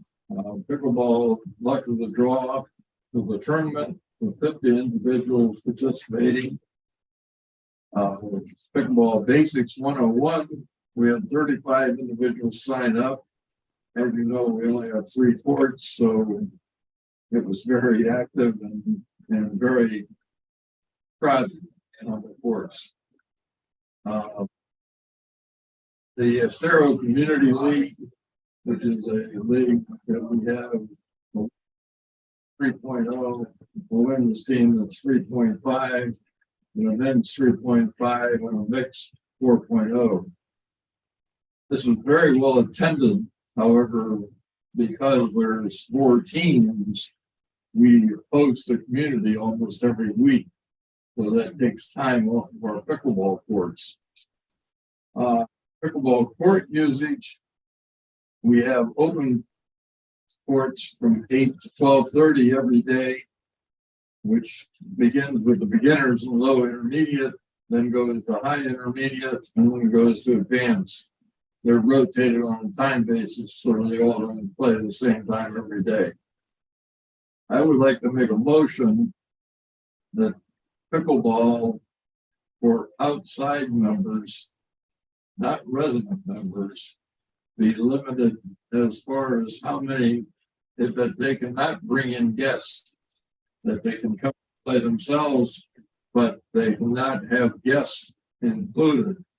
Because when they have the guests, they can bring up to 4 guests in, and it crowds out the residents and owners who the courts have been built for.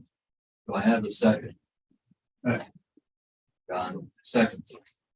Let's have discussion about this issue. And then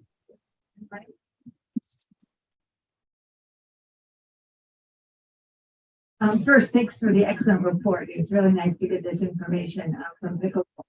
My question about this motion is whether or not it's really appropriate for a full year restriction or just a seasonal restriction. I know in the summer, pickleball players would play, and there was often that they couldn't get enough players.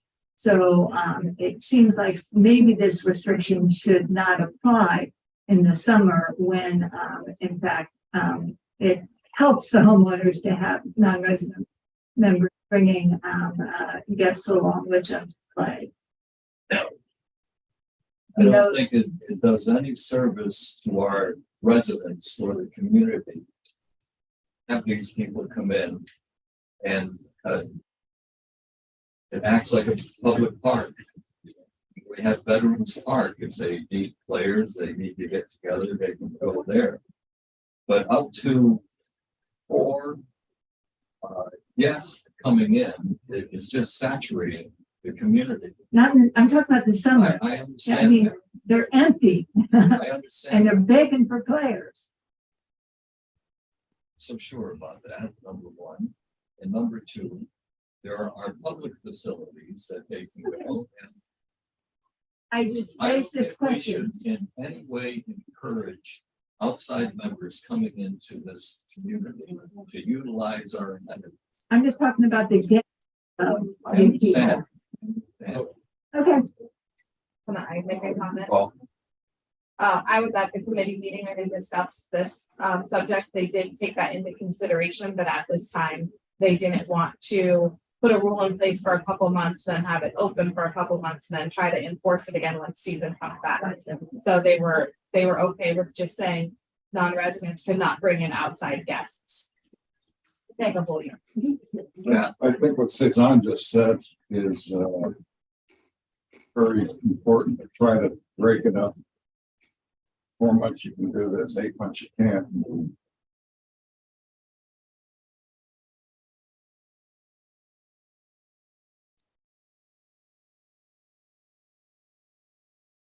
Urge is yes. For any of our amenities, period. So I'm totally in favor of this. the other discussions, planning.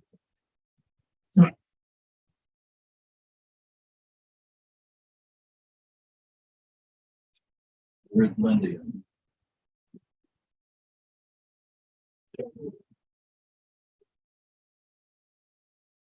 Okay, all in favor of the motion signify by raising your hand.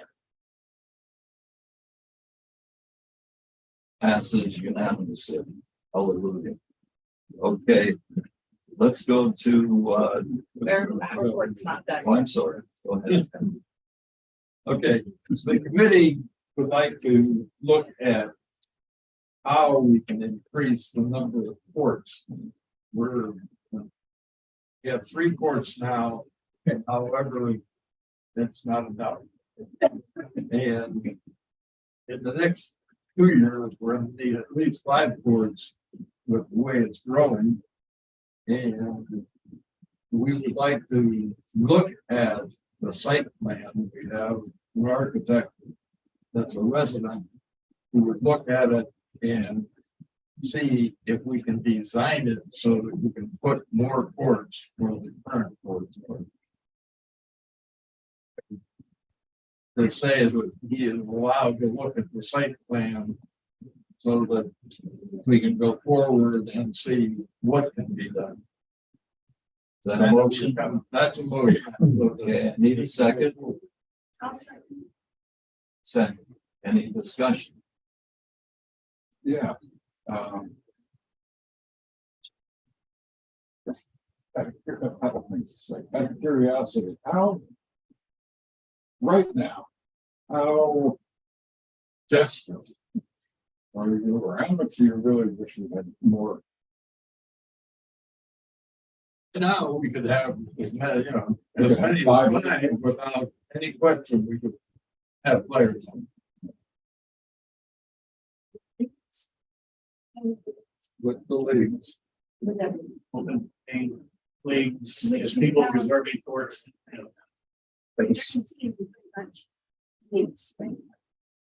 Second thing, and it's, as you look at where these sports are now. The exception of the basketball area. Is there really any room? That's why we want to look at it. That's why I want something in architect to look at it. Because I don't know if there is or isn't. That's what he will do.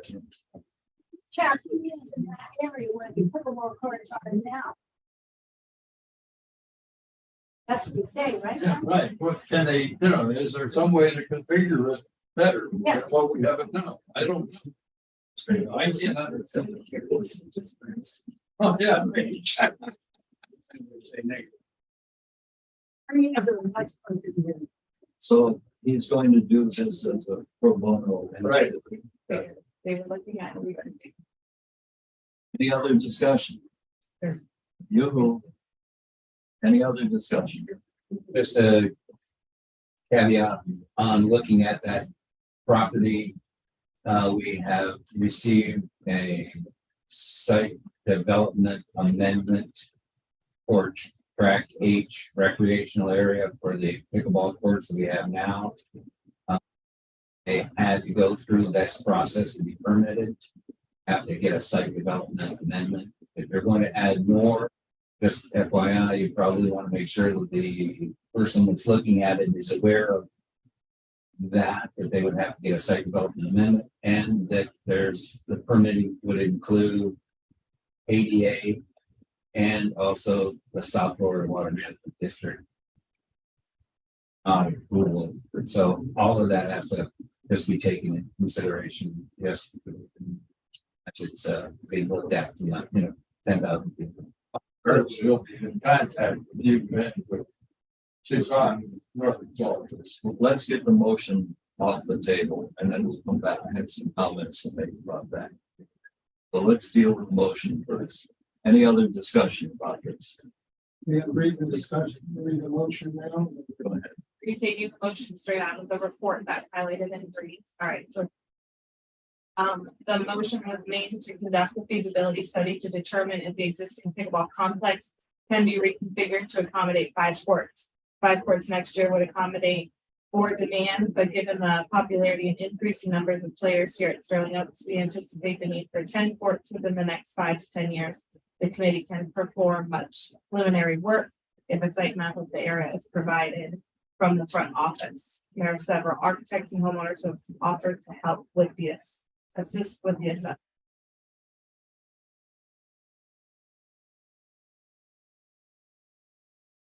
Yes, I understood the motion to be that a site report would be delivered by a local architect pro bono here. But to examine 5 courts, but that's. Right. That's not your motion? No, he went Give them on to what was in the amendments, but, We could include a 5 or 10 year. Yeah, I think that's a whole different story. Yeah. Says, we're just looking at. Idea, right? Can you stop? Are you willing to stop the motion at, accommodate 5 courts? Because we know. So, no, but I mean. Not saying we're gonna build they're not saying they're gonna build 10 courts, just looking at what's the feasibility, what can it hurt by saying, looking at. If we would have did this 3 or 5 years ago, we wouldn't have what we have now.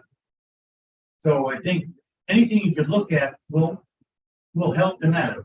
The odds of us getting 10 out anywhere, are slim to none, but they could look at, the one look at a plat and they can say that, yes, we don't have anything else. But why stop it? That's, Well, here's why, because I think we got 2 motions going on here. Let's get the first motion, then we can come back to this one and make it separate motions. it's the same motion. I think it is. Kim, here's my proposal for the motion. We want to conduct a pro bono feasibility study, determine the possibility of accommodating 5 courts at the current pickleball site, correct? That's what you want? Yes, in the beginning, but Right. But we're now, we're right? also, we want the board aware that probably we're gonna have to come back for additional. I think the board is aware of that. We don't need much, a motion for that. The board's, Because I can make a motion.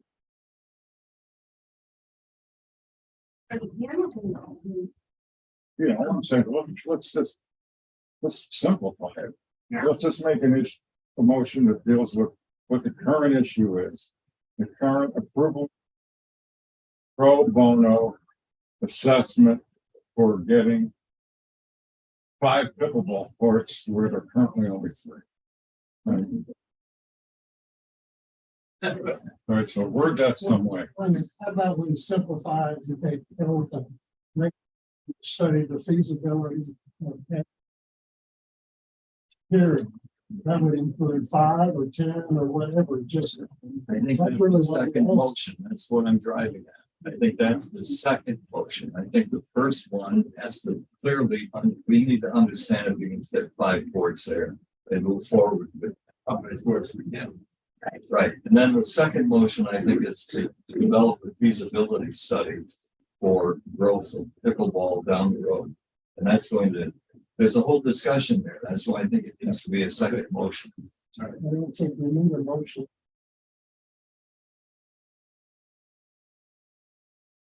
Have some ideas, says, I don't know what the motion is now. A motion was made to conduct a feasibility study to determine if the existing pickleball complex can be reconfigured to accommodate 5, say, or more, or give or take courts. I mean, you guys just want to know how many courts. we want in the current year. Five. But if we could fit 6. 5. You're only gonna give them up to 5. I'm just asking, Let's- because I see them looking at me, so I'm just All right. asking. Let's keep this simple. Number 1, can we get 5 courts in that site? That's number 1. Is it physically feasible to do that? That's number 1. And we get that motion through, then we talk about this other stuff. Well, let's get that motion through first. Can go over and spend a half hour and getting it, not you can get 5 or 6 courts in there. That would be my thing. 16 would work. If you can get 5 in there, we would have put 5 in there. No, that's not true. That's not true. They've done that and they believe that they could fit 5 in the area. All right. Any other discussion before I call for the vote? You don't, do we have a second on the shortened motion? Second. Okay. My question is, whether this is something that has to be funded, you know, there's a discussion about pro bono, but that's not in the current motion. So I don't know if this is, if we're authorizing some expenditure with this. No, we are No, not. it's just a vote. It's a vote. Okay, thank you. Good discussion. Okay, let's vote on the motion. All in favor, please raise your hand. It's unanimous. Okay, now I think we should have another motion on the table to discuss the feasibility of pickleball over the next, let's say, 3 to 5 years in this community. I think it should be a study and a plan. And that answers questions like Mark alluded to. We've got the county to consider, we have hardscape to consider, we have parking to consider. We have access to and from to consider. And we have any number of things that will impact this community. And we also need data on how many months of the year it's being used. Right? And we have things to study in terms of, do we install a membership for pickleball down the road? We talk about what that membership looks like. And today we made the first effort to at least limit guests coming in. We have essentially, we need an impact study on how it's going to affect Sterling Oaks down the road. This is not a simple, I want 10 more courts, put them in. This is a huge impact to the community that's going to need some study.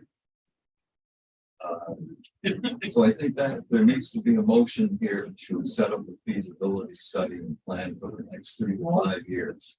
I would suggest we wait and make that. Study. That's really part of the. Let's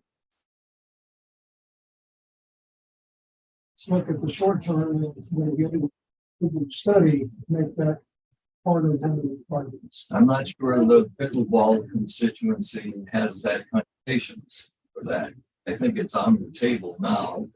I know there's a movement afoot to move this along. I've gotten a number of calls. And you could be thankful that you probably haven't, some of you have, because I've been copied. So they're anxious to move forward on this thing. It's not going away. I would suggest we deal with it. I don't think that my prediction is you'll see a good sense of this on the survey pushing for this. And as in the past, we want to be responsive to our residents here.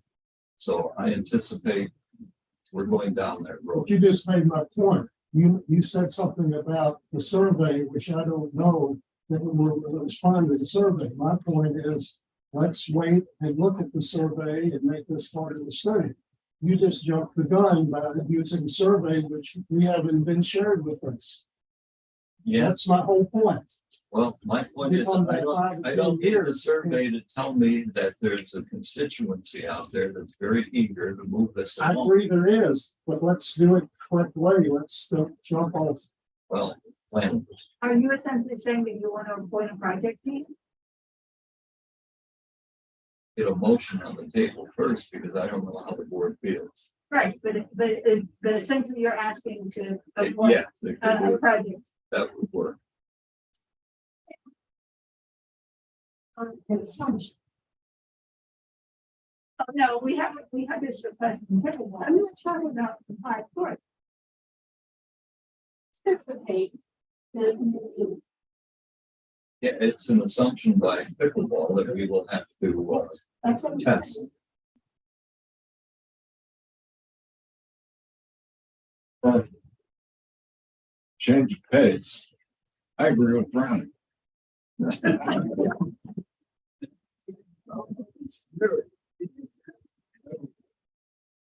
I'm in favor of, let's get this 5 court thing behind us. Yeah, see where that goes. See what this survey says. Kind of the way I feel, if we can't get 5 courts into the current area.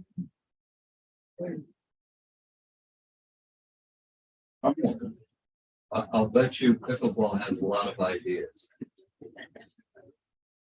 Well, anyway, I agree with Brian. Well, and it's not as if the pickleball committee can't be working on this in the meantime. I mean, you know, you know that they need to get a lot of data and you know, you can hear from us. Yes, you know, look at feasibility, start gathering some data showing us, you know, why, but we don't need to appoint anything special. We have a committee. Work on it. So I live right near the pickleball courts. And I go by there a lot, and in and out. I know last summer, there is not a lot of use. I mean, it's hard. I can understand it. But, you know, Ken, you're not here. But I mean, you're not here. It's pretty quiet. But we say the same thing with them, it's pretty quiet. Yeah, but they're still out in the house. And they are. Regular times. It's really quite.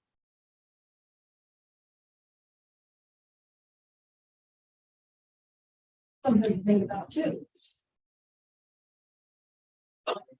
Possible. I would say that. But no, I just.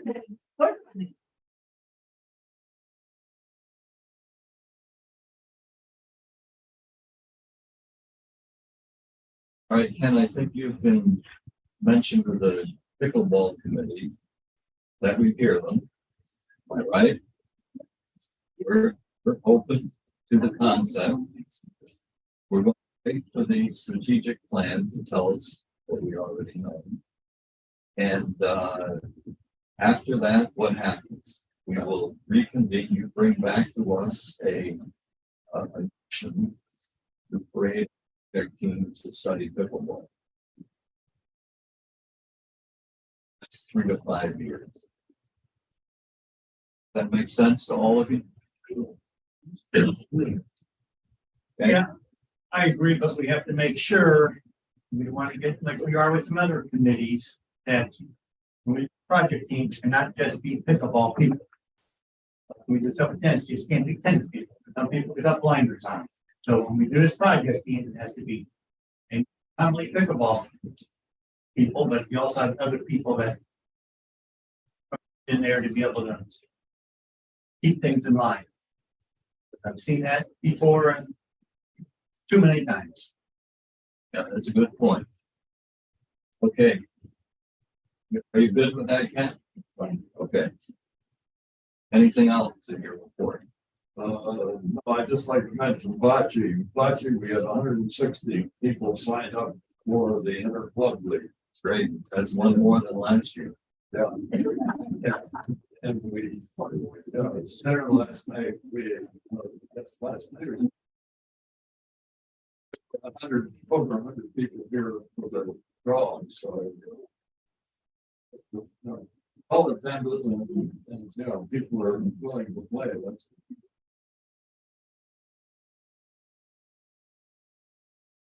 This year is only. Under 60 to max or the That was. It's pretty hard to get that, that's the max. That's pretty maxed out. Yeah. Did not have to turn anybody away. We had exactly 160 sign up. So we're nothing else. To remind the board that invested a good deal of money lately, not only over the past few years, but lately in the drainage system for that area. That no guests paid for it, or no non-resident. But we invested that in that separate amenity. And we do that for all our amenities. That's the point I made. Okay, so we're good, Ken? Okay. Tennis, next, please. Okay. Hey, would everybody, I have copies if you did. Check is up to 429.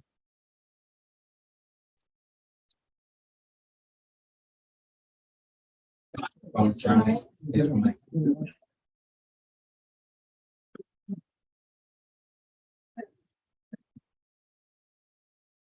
Current membership is up to 429, which is an all-time high. This is an increase from 397 last month, but most of that difference is the seasonal members that are here for the snowboarding. The committee discussed a number of items. I've highlighted the ones. At this point, we recommend no limit on availability of the courts has been monitored by the court shop, and overcapacity will be put in town. Since this is not currently happening, Paul there, we feel that we do not establish an arbitrary number. But if it gets to that point, we will recommend that. Our feeling is if it got up to maybe 475, we would probably consider that, but we're not there yet. Plus, again, we expect this to be the peak because we've really picked up the seasonal members. And it'll probably go down 3 months from now. Recommend no increase in the non-resident membership fee. Right now, town hall, the tennis program, a profit, probably even larger profit than the budget. And so we do not support a fee increase at the time. I went back and checked, but we did make that increase actually just in October, which was only 3 months ago. So we felt like it. 10 minutes. You had a quarterly change in October, but not an annual fee. According to the board minutes, we did both in October. The next, we recommended no additional limits. Non-resident use of amenities, that was addressed by the access project team last year. For actual data obtained mostly by Lanny, where she actually looked at the number of as the tennis members using other amenities, we found it really wasn't a significant issue. So then at this point, we feel like there's no need. Because it doesn't have much effect. And of course, it would be a complicated thing to do. Miscellaneous items that have come up recently, there's been a number of the net hooks with all the nets down in the middle that have broken off. But it's not just the hook, it's actually they have to be dug up and anchor put in. So it's fairly not major, but I mean, it's something that takes a little effort. And we do have equipment on hand that would be the bag hooks. Some of them are broken, they've been taken off. We've got new ones, and our maintenance person will be putting those up short term. And then the hand sanitation stations, that kind of some of them have gotten broken, will be replaced and will be filled as necessary. I think there was a feeling, even though maybe the virus is not as big a issue as it was, we still want to maintain those, so we're going to get those fixed up. And just a reminder is there is an annual Davis Cup event on February the 17th. So tennis players try to put that on their calendars and have a good turnout for that. Okay, Jeff. Ready to be a pinata again.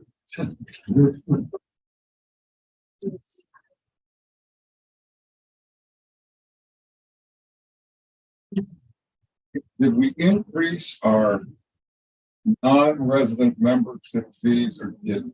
You increased the monthly fees by $50 on the letters.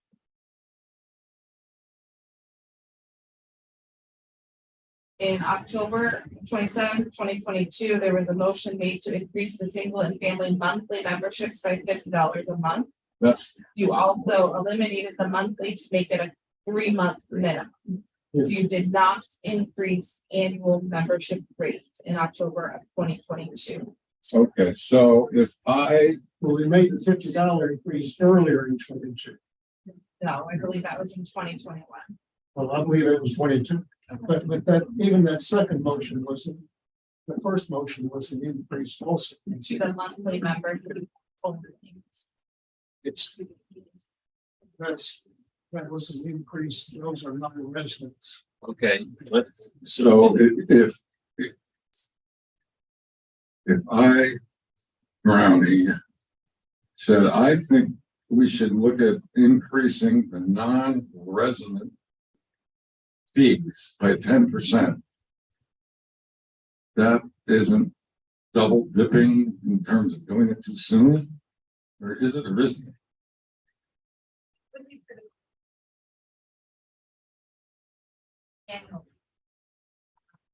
The other key thing is the tennis getting our data on fees at other clubs. And we'll bring that information to the board next.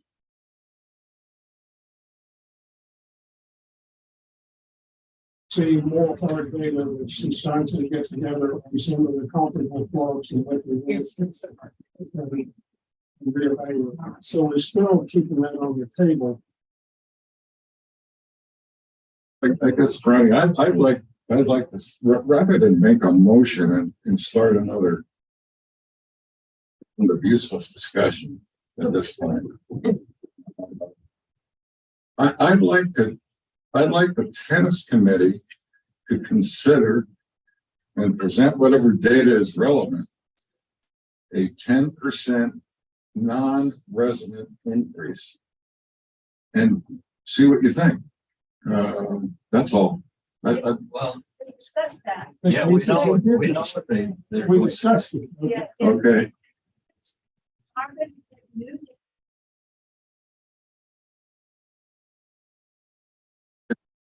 working on it. Well, then maybe that's the time to deal with this idea. Yes, exactly. Let me suggest this, that these committees are advisory, number one. And whenever we've gone to the tennis committee or any committee for that matter, they all become self-serving and say, well, we don't want to do that. We don't want to take this away. We don't want this. So it essentially goes nowhere because this is what we asked the committee to look into. The board is inclined to raise the non-resident fees. The board. Yes, the board members. I didn't even No, discuss it. we had individual discussions amongst ourselves. It came out of the EC. I've had follow-up discussions with other board members. We asked Cezanne to go and essentially tell them that that's what we're thinking. So we gave them that opportunity. The feedback I've gotten back from Paul Barris was, it's fine with him. He thinks it's time we raise it anyway. He said the committee wants to compare notes with other facilities, but he said, quite frankly, we're unique. There are no comparable clubs. He said probably the closest thing, and this is a quote from Paul Barris, that we could compare to is a park. Because we have so many people coming in, we have a membership that allows guests and everything else. It's like a public park here. It's very difficult to compare with other outfits. He said, they've asked for this. I don't know where I'm going to go to compare it. You can't compare it with Bonita Bay because you've got a $50,000 initiation fee just to join tennis. And then you pay $15,000 a year just to play. That's not a comparable. Yet we're getting people from Bonita Bay coming over here to play. You've got Tarpon Cove that has a $15,000 initiation fee and a $5,000 annual fee just to play. They're all coming over here to play. Hard to compare, yet we're getting a ton of people from these communities. Same thing at Spanish Wells, who abut us to our north. Very difficult for him to compare. But what we do know is they build these amenities here at Sterling Oaks, this clubhouse that we're sitting in. The non-resident tennis members did not pay a dime for this amenity. They didn't pay a dime for the drainage fee at the bocce court. They didn't pay a dime for the shade structures at pickleball, let alone the third court at pickleball. Yet they all have access to it. And the discussion we had at the EC and with other board members is it's time that they pay a little more for the amenity use that they're impacting us with. So the point is, tennis is advisory. We're suggesting to them that the board would like to go in this direction and give us the reason why we should not. Talking directly with Paul, he said, I have no problem setting a cap. I would like to, and I think the rest of the board would like to tell this community that we put a cap on non-resident tennis members in the, for access to our amenities in this community. That's a different subject. It's a different subject, but I'm just telling you the discussion I had with Paul Barris. So Paul tells me, you know what, it's time we did an increase anyway. He said, I don't have any problem with that. So that's where we are with that particular issue, but you've got another one to bring up later. Go ahead. Yeah, we'll bring up the cap issue. Just alluded to, but I think we need to stay on the fee increase item. Specifically, what I am proposing is a 10% non-resident increase. And I don't understand the quarterly month. I don't understand all the mechanics of that. One season. So if I said I'd like us to consider a 10% non-resident increase, what doesn't that apply to? I was told to tell the tennis committee this information and they just had their meeting on Monday. So they are looking at that. I did tell them that it came down from the EC that 10% is the number. But like Laney said, they would like to look at the rest of the communities to make sure we're not going too low or too high.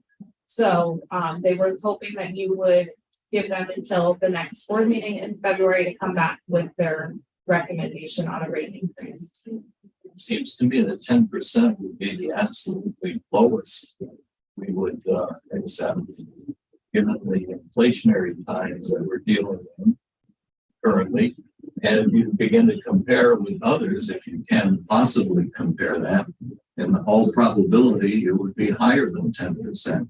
I would recommend they take the 10%. Well, let me say something there again. You're not gonna like it. First time I've heard 10% specifically. Says is the EC, all board members meet and decide what they want. They tell CSUN to take it to the TC, they can consider it, they come back and say, not now, let us study it. Now we're back at the same thing. I'm tired of the EC making decisions. You come in here with 4 people already voted. Part of the process of the EC bypassing the board, starting things in the EC. You should bring them to the board first. Did I talk to you about this? Well, I've talked to you about the EC. As a matter of fact, when you were elected president and you and I were first on the board 4 years ago, you told me you weren't going to have an EC, that you didn't like the concept, and then you used it. And every month it's something new that the EC decides. It's almost like we don't have the board meeting. You come in with C recommendation, and one of you agrees, and we've got 5 votes in it. Can I So it's the respond to that? process, okay? And I talked to you about it. You know it, and I'm tired of it, okay? I got your message. Did I talk to you about this issue? You didn't tell me you wanted a 10% increase, and all I've heard is through CSUN that the EC says something, okay? The EC tells the tennis committee what they want for them to do, and then it comes back to the tennis committee says we don't want to do it. John, and did they I go talk on. to you about this issue? Okay, so just go ahead and do what your EC wants. Just recognize that you're bypassing the full board, okay? And by doing it this way, You're talking a lot. uh, So, John, did I talk to you about this? I don't remember. Ken Swallen, did I talk to you about this? John, We did this, yeah, we did discuss this. actually, very frankly, based on my discussion with you, I wouldn't.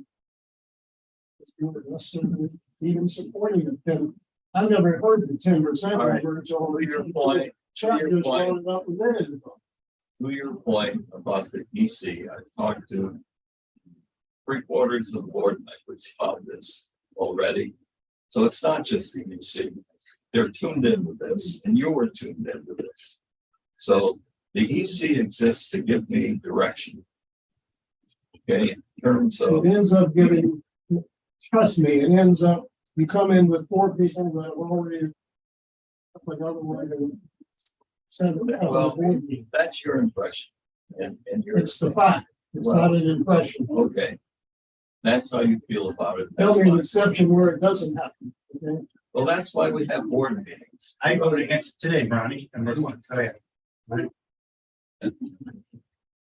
Back to the issue at hand here. Whatever you decide the time frame, I don't care. But I just think any in on the value of the tennis program. I don't think it should have to do with, or this, or that, with it, because a lot of people we know do not use it. So don't mention that stuff. What does it matter to them? Just the tennis facility itself. That kind of interest, whatever you decide. It's what the tennis chair said. I agree with you. Don't undervalue the product.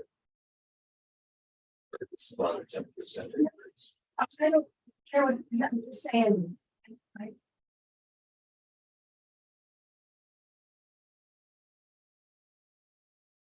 I'd just like to clarify your statement that the tennis committee would never want an increase. The Say increase, that again. I want to clarify your statement that the tennis wants to increase fees. That's not the case until the increase the finance committee recommended for October of 21. All the increase before that came from the tennis committee. The very, If I said that, I'll take that back. Okay. Because that's clear and that's true. okay, I guess my suggestion was that if there was a suggestion that would impact tennis and it perceived to be negative in any way, there's react to it immediately as the board is. well, I have either served on or observed the tennis committee over the last 12 years. And I think that they are very respectful of the value of the program and to advise the board about increases based on a number of issues that they just are asking to look at. And it may be that they will agree with the 10% increase. Right now in the tennis committee as to whether it should only be non-resident. We know that we lost 120 members last year. We know that we can lose members very quickly, but it takes a long time to get them back. So they're very sensitive to the increases only being levied on non-resident members. So they're carefully considering a lot of different elements. They'd like to look at the cost at the park. That is indeed the good comparison. Nobody knew it, so they just wanted to know, what is the park charging? And if the park is charging 15% more than what we're charging now, they may look at charging more. But I would That's the encourage. difficulty with the comparison, because are we a park? No, but we're not a park, but actually, because the park is currently linked with Benita Grand, with Naples Grand, thank you. We are very comparable. So that they want to look at it, they want some time to consider it. I think with our other committees, we give much more than a couple of days notice about this kind of thing. There's no increasing the fees. So I really encourage the board to wait till next month and see what the tennis committee says.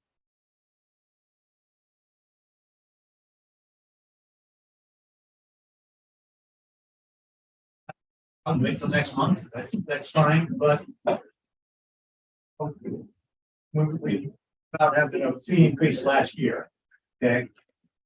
We had the highest inflation we had in 40 years. Here. It was last year, we had the highest inflation rate we had in 40 years. And one of the reasons we didn't want to do it, because we just gave one the year before. And I don't agree with that, but I'm not sure why we can't do it. Our assessment book every year, why can't rates go every year? But yeah, that was one of the reasons here. Okay, now this year, when tennis committee we raised rates in October, which for a very small. We don't want to raise again because of it. Okay, we're at 6.5% inflation. All our expenses are going up, so why wouldn't we think about doing this? Or They are. no, it's blinders on every time. It's no, no, no. Three things we want to look at. No, no, and no. It's just, it gets frustrating. They're not saying no. All they're saying. It's fine, but it's. Sounds good.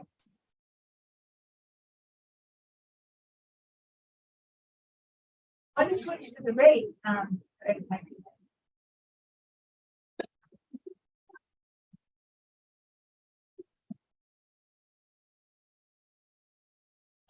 in terms of the increase, the biggest question from the attendance committee was why? You know, why do we want this hypothetical number? When it isn't based on anything related to the program. And, you know, nobody had that answer, so I'm interested to hear more, so we can, you know, share that with them. Well, let me repeat again.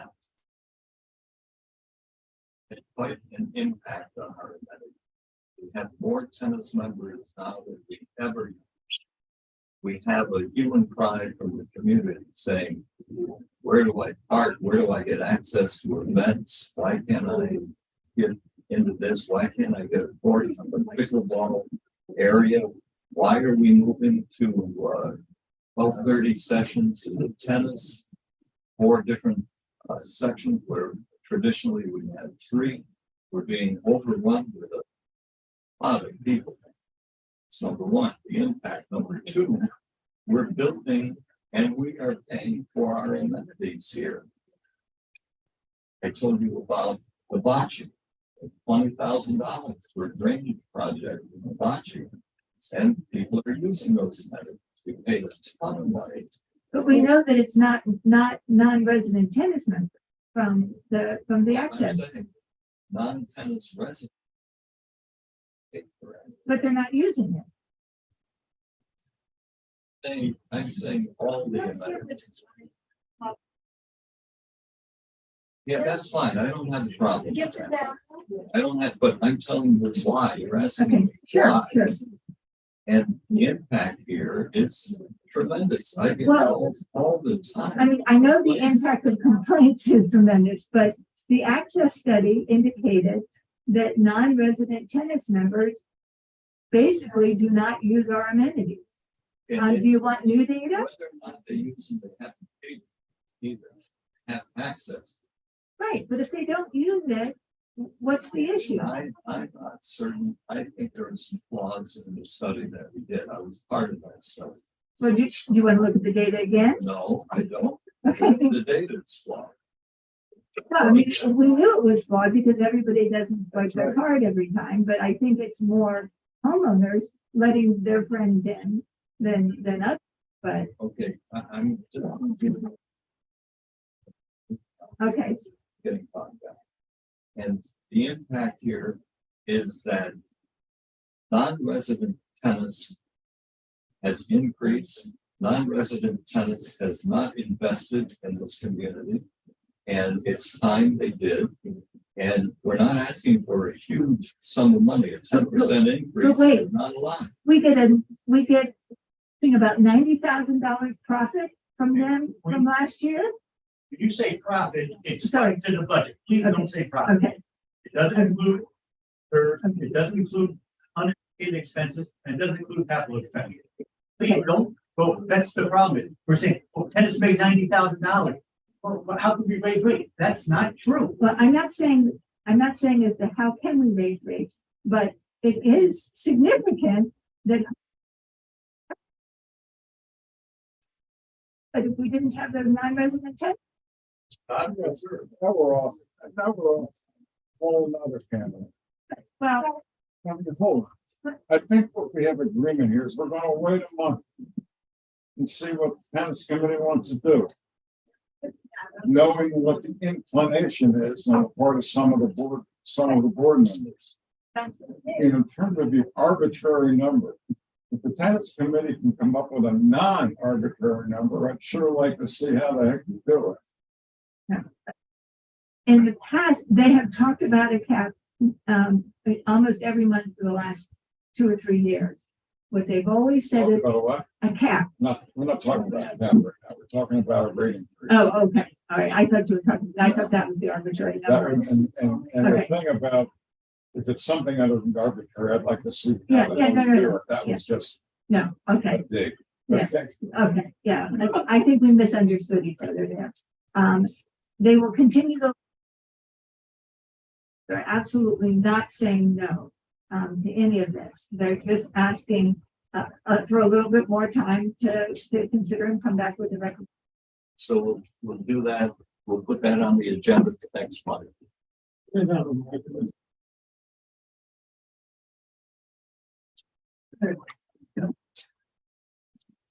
Two things. This of anything is somewhat arbitrary, and usually you start with what it's been for 20 years and increase. You can say the price of eggs is arbitrary, okay? But one possibility, it still keeps coming up, all these other things, despite the fact you did the study on that usage. So one possibility, we could have a two-structure tennis. You can pay the current amount for tennis only. If you want the amenities, then we'll charge you an extra 10 or 20%. And I have a feeling none of them would take the 20%, they would keep it. Maybe that would be one way that people would believe the data.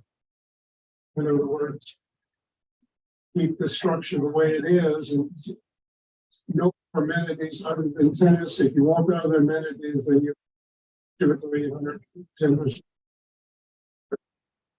But that would hence, that would take away the argument about they're getting all this other stuff free, even though I really believe, based on my personal experience and your data, that they don't have much impact on the others. When you play any sport with friends and people, you become friends, you become social. You travel with them. And Yeah, it's fine. Anyway, but yes. I don't think that happens very much. Have the tennis committee come up with a proposition along those lines. I mean, that would be one way to do it. But I mean, we can look at it. Seaside's got, you've got bookings for this Friday. Tell me how many of those are guests of non-tennis members, There's a homeowner, What's that? there's a homeowner that sits at every table. Yeah, no, but despite that, I mean, we could find out. I We mean, can talk about this at the meeting. but I don't think they're. Yeah, it's fine. We do not have a motion on the table. We not have a motion. Okay. Consider something without the tennis membership. What does that happen? The committee's bringing a recommendation. Well, what we decided, we're gonna wait a month and see what the tennis committee really feels and what they can live with. That's what he's doing, right? Yeah, that's fine. There's one other issue here on tennis. Has to do with a cap. I'm very confused on this. Seems to me because of the number of guests we can have. Eventually, if we don't put a lid on how many tennis memberships we have, we're gonna run out of court space. I'm not a tennis player, and I don't really know what these things are. I'm not the person to talk to about this. I think we should be seriously considering some kind of cap on our tennis memberships. I don't know what it should be. If I said 475, that's arbitrary. I don't know. I guess much the same as I now feel about a non-resident increase. I'm beginning to feel the same way about a cap. Isn't Paul's in favor of a cap? So I can't explain that. The committee. It could go with 475. It doesn't make any sense. But not full. Don't see any reason to turn people away if were to change amenity usage. So that people had to see more use amenities, then I don't at all understand why we would be turning people away.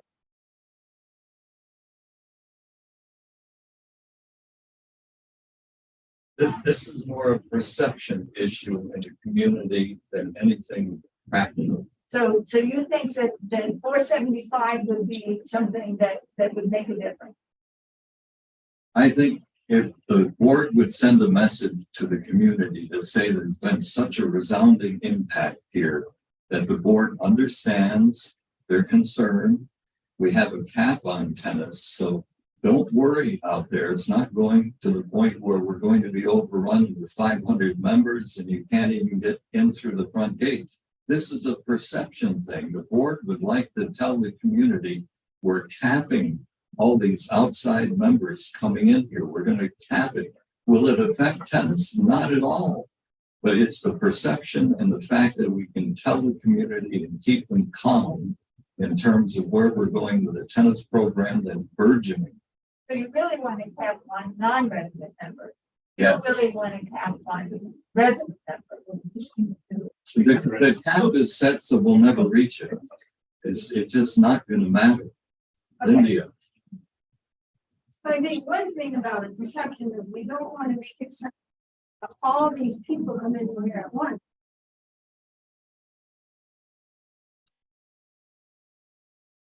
They leave, the 9:30 to 11 comes in, they leave. They leave, and then another group comes in now because we're so busy, and then after that. 3:30 or 3:30 or 2:30, sorry, whatever, 2:30. So the point is the same. So there's, well, 12 times 4, 48 people on the board, and that's it. And then those 48 leave, another You're forgetting 48 about come in. pickleball that has, I'm not talking pickleball, I'm talking tennis. right, but I'm talking all non-resident activity. Okay, and as far as parking goes, I'm gonna agree with Lanny here because when you come in the community, it's a double lane. And big deal, they park along the side and you've got a single lane going down. Well, let me tell you, any other place in Sterling Oaks that you go, it's single lane. Not only that, when you go down the condos and the coach homes, you have a very narrow single lane and you've got people backing out on both sides of you. So I really don't have the patience for people saying about losing one lane, whatever that is, 500 feet going down to the teeth. So the parking should not, and they all leave after they play. So I don't know what the problem is really. Oh, I don't know what the cap should be, but when you're saying we don't hit any of the other amenities, okay, you know. Religious to you, but there are lots of pickleball players that are tennis members. I know that. So you're raising more and more tennis players that is taxing the pickleball thing. So that, you gotta take that into account. That's a good point. No, it's religious. No, You know, people-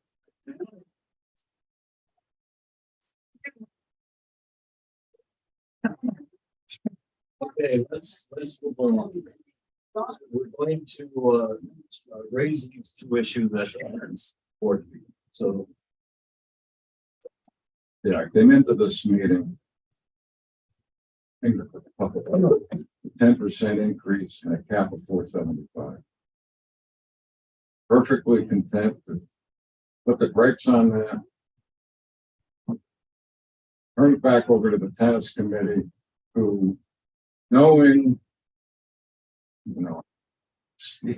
knowing how the wind's blowing, tell us what you think we should do. Reconsider. You already told us, but I think we're asking you to reconsider and come back next week, next month.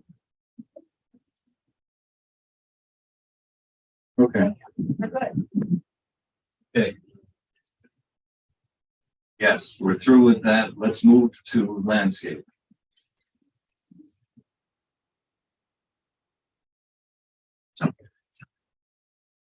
I'm not gonna read you my whole report. We've already, issues with, the new landscaping contractor. I wanted to point out to the board members that the landscaping committee has specific recommendations, regarding the, reconstruction of the berm, adjacent to Court 12 on US 41. A great deal of research was done, so we have information that we'd like to be sharing with whomever makes the decision on what goes there. But there's a lot of good information about how plants can be used as sound barriers, and we hope that will be used, and are looking forward to working with our new landscape.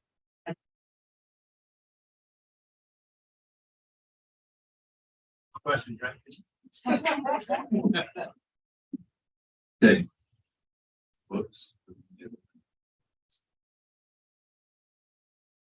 Next meeting. I don't want to go on there, but I'm here. That's it. No, I got a question. Let's do landscape. I don't want to get in, none of us wants to get into a hassle about how we refurbish the berm now that we've taken out the stable pump. So who give us guidance and decide what goes there? I would landscape, along with the landscaper, but I don't know. Okay, I don't know either. Well, the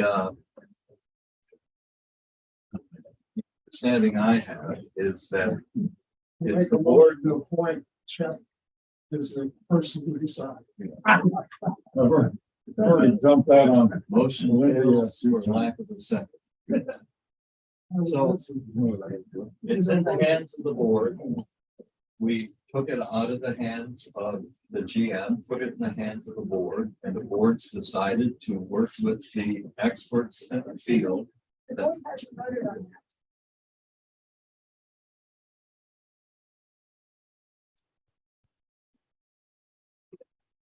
Yeah, the EDC did not decide it. I guess I decided that. Okay. I decided. And we took it out of the hands of the GM. We're going to place it in the hands of the landscaping people that are the experts in this area. Mark told you what the plan is in terms of replanting that area. However,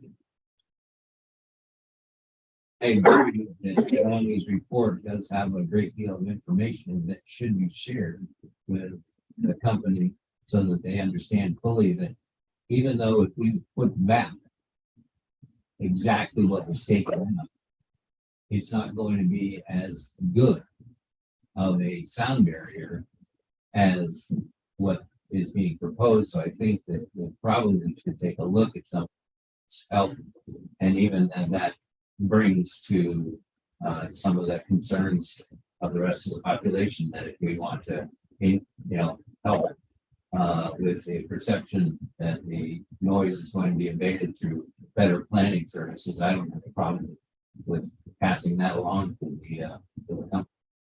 It's not going to be as good, only because what we're replacing is going to be a little more western left of what's taken out. By about 4 feet. That might mean 2 decibels. I don't know. So, It's gonna be small in comparison to big. It's small initially. Right, but it's gonna take years. the code trees are not, the trees are all, there was, first of all, let me just say, no oak tree, no pine trees were taken out. No oak trees or pine trees or any deciduous or any other trees were taken out of that. The only things that were taken out were the sable pines and the old and blown over cocoa plums. That was all that was up there. The one thing that's in West of that. It's not, no, we had hurricane damage in there, but we did not take down any of the oak trees, and that's why all the oaks are still there, and that's why you still see, there was one jade tree that was in there, non-native. But that was not an oak tree. Okay. All I'm trying to do. So I- All I'm trying to do is avoid the inevitable dissatisfaction with whatever we put in there. So what? Fuller about what we're putting in. I think, people that have helped plant and contract that provide the services and plant goods. So you're saying the shot caller's expert lawn care? I think expert lawn care can be involved, and Mike, he's a certified arborist, and Let's be involved. I want to know who the shot caller is. I think the landscape committee should work with experts. Expert lawn service, the way we do with everything else, bring a proposal to the board and have the board make the decision. I think it's too, I don't want to wait that long. I think by the time when that comes around the corner, it's gonna be March or April. Okay. Before anything's done. I think, and I've got a guy ready to go. The people that planted all the Caluses down here, they're ready to go with 5, 6, 7 sable ponds, code size, 12 foot, ready to go with 25-gallon cocoa plum, seed grade, and other naturals to put into there. We can always amend that and put in more of your expected stuff, but they're at, we got this stuff loaded up and ready to go. And it's for a very minimal price and exceeding the minimum. If expert lawn care and the landscape committee is the answer, that is fine with me, and I can't see any reason in the world why the board.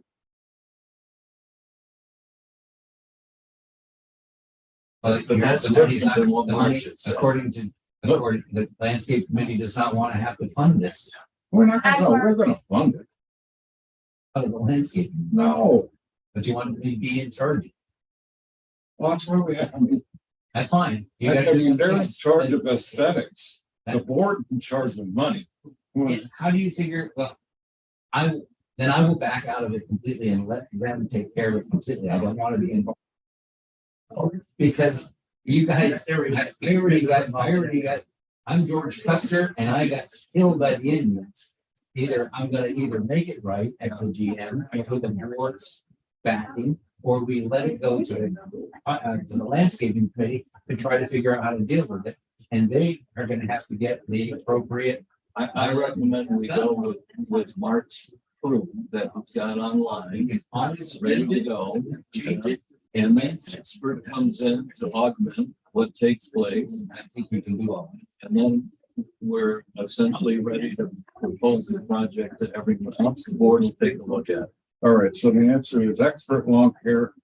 There'll be a proposal and the board will approve it or not. approve it. Wait a minute. It's not expert. Why are we waiting? I'm- till February? And why am I waiting for February or March and it's less than $6,000? Mark's So I have to go, I mean, that's the whole thing. How do we go? Well, this is where, Mark moves ahead with the company he's got, which is not expert currently, but he's got to deal with this. outfit. expert will be involved, because Expert they're going comes to in have next. to manage it after it's done, because they're gonna want it trimmed, fertilized, all of that down the road to make sure that it's done right. I don't have a problem with that. The expert's gonna wanna know, so am I adding this area that was never a landscape area? It was a debris pile with, Not initially. It's a landscape area initially. years ago. Yeah. Well, I wasn't here. I was left with The shot caller then is Mark. Is that right? I will involve the landscape committee recommendations, and I will pass them along to say, listen, they've got some great ideas here, and you incorporate them. We can also start here with the beginning to get things moving, get some of the community to say, yay, at least we've got something going while we've got everybody here in season. And if the landscaping committee wants to move forward with enhancements to that property over time, low evergreens, I don't know if kind of evergreens you grow in there, but the mass trees and all that kind of stuff.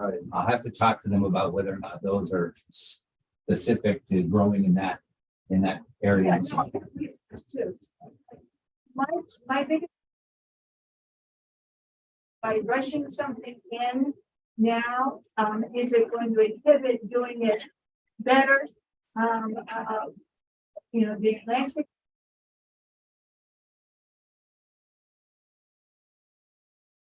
That the trees that are there are gonna die because of the burn. The exposed roots, and I'm not hearing anything about bringing in. So much as burn back in, because the road is much wider than needed. I was never going to fill back in and make the berm and put everything back the way it was. But that's our recommendation, that's the Well, recommendation. that's, then I'm, because that's not anything. You guys are great, you're I've got other people on the board. experts, I think, know a little bit more than all you guys do. What expert, I who are think you planning on using, Mark? the tree service. Okay, The I same think they're thing. experts when they want to plant trees and what's gonna live and not live and everything else like that. Right, but they're not, not the kind of sound barrier that the community wants, to be reinstalled. The sound barrier part of it, they're not experts at. Are you? We've done a lot of research, we sure learned a lot in the last week, I know a whole lot more than I used to. So Mark, can you ask the company that you work with?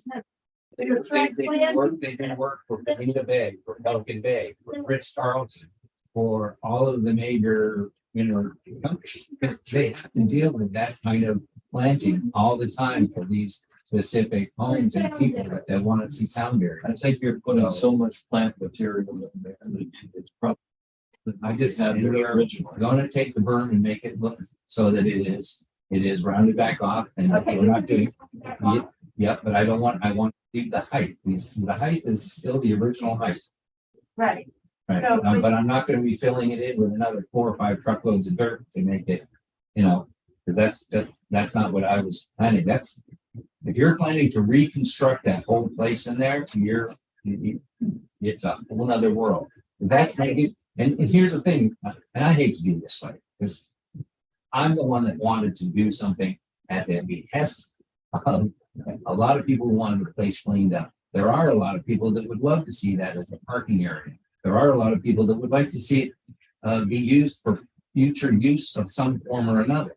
It has never been touched, looked at, maintained. The landscaping committees over the past 10 years have never had anything to do with what's planted back there, how it's maintained.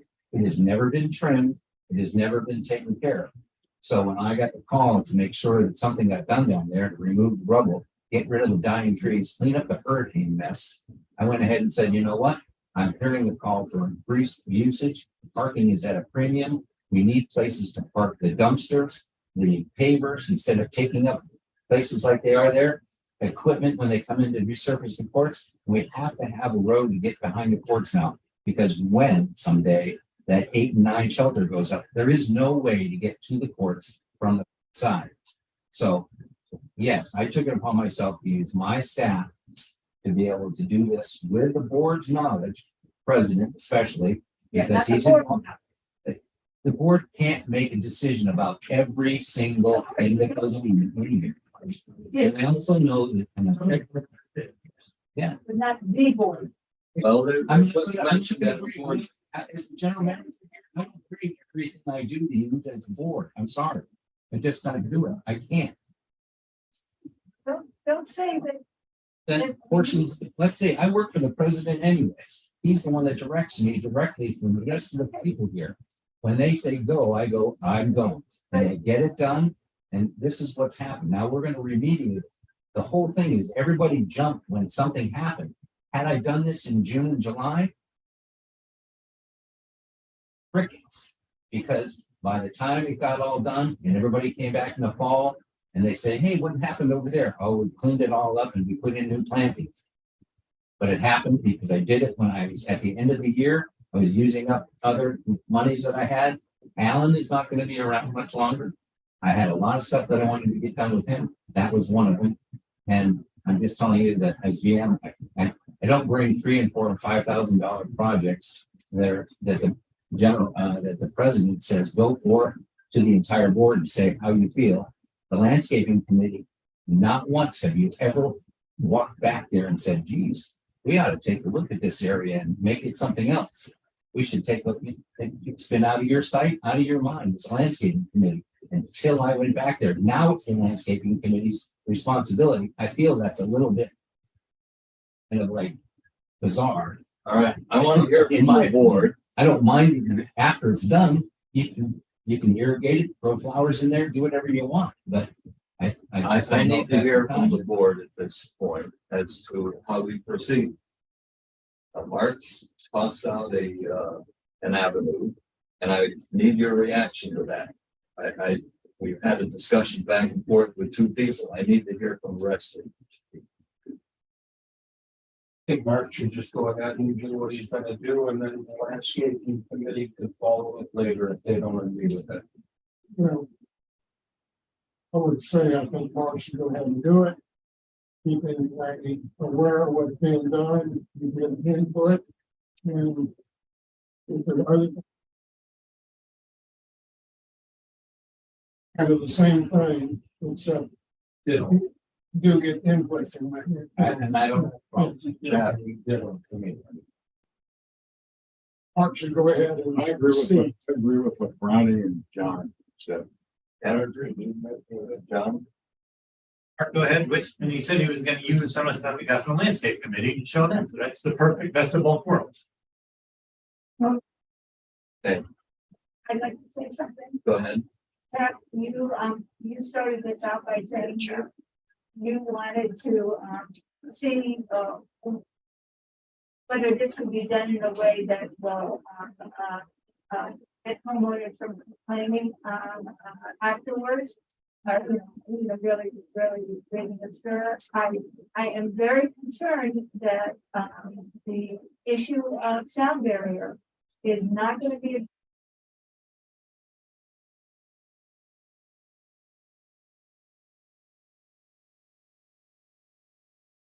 But as high as it used The to height's be, still there, correct? it's still there. It's as high as it used to be.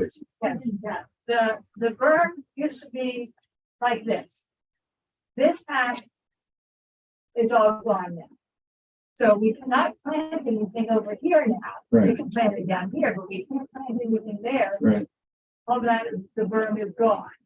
yeah, but the sound's not coming in the burn back, that's coming over this way, The sound travels, like this. the car sounds first travel this way, and that's why they're stopped. And then they also go up. But Almost all of it, all sound goes over. I had to do a massive studies with the sound barriers at Worthington when Bonita Beach Road was done, and I can tell you decibel meters, engineering studies, everything. okay, That, well, I think that's. and also what they said is because they planted all those trees down along Worthington, and guess what? Every engineering study said it wouldn't matter whether or not you had 75 feet of trees. The noise off of Bonita Beach Road is gonna be within 5 or 6 decibels of where you're standing on the fairway on. It's not gonna make any difference because the sound goes over in a Well, big And, bump. and the key is planting close to where the sound is. But here, that's what, there was 7 sable palms gone and 2 or 3 bushes. There wasn't 50 bushes. There was 2 or 3, 2 or 3 bushes. How can that have made such a difference in the sound? Perception, I know. Well, I'm telling you, but my point is that people are complaining about it. What's happening now. Well, then I will ask the board, do you want me to bring in 7 or 8, 10 truckloads of fill to restore the berm back to a dome shape and put plants on it? Or do you want to be able to utilize what we have, plant on top of it and plant into that area back there that is another 35 or 40 feet? There's 75 feet of land there that you could easily take up. You can put your other tennis court down there, you can put buildings, you can do all sorts of great stuff. Just like they're close enough over here at the condos, they're not that far away. They got a road there. You can do the same thing there. I think we've heard from the board. I haven't finished answering this question. I got interrupted if I may. This part of the berm is now gone. There's great concern that the trees that are planted close to it are going to die also because their roots are sticking out. Restoring the now. So I'm not only concerned about the ones that were written. In now, I don't know how many of you have walked over there. This company will take care of that. But only if we put in more dirt.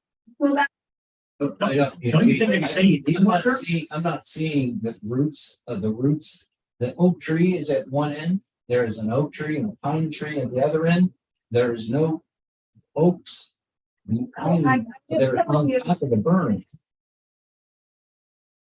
The complaints about sound barriers might not go away if. Yeah, I agree with you, Laney, and that I don't think that as long as there's gonna be enough people to perpetuate something that's happened without their specific knowledge and they didn't get to vote on it, you're gonna have complainers in here. We had it with, when it started with pickleball, the top lot got moved.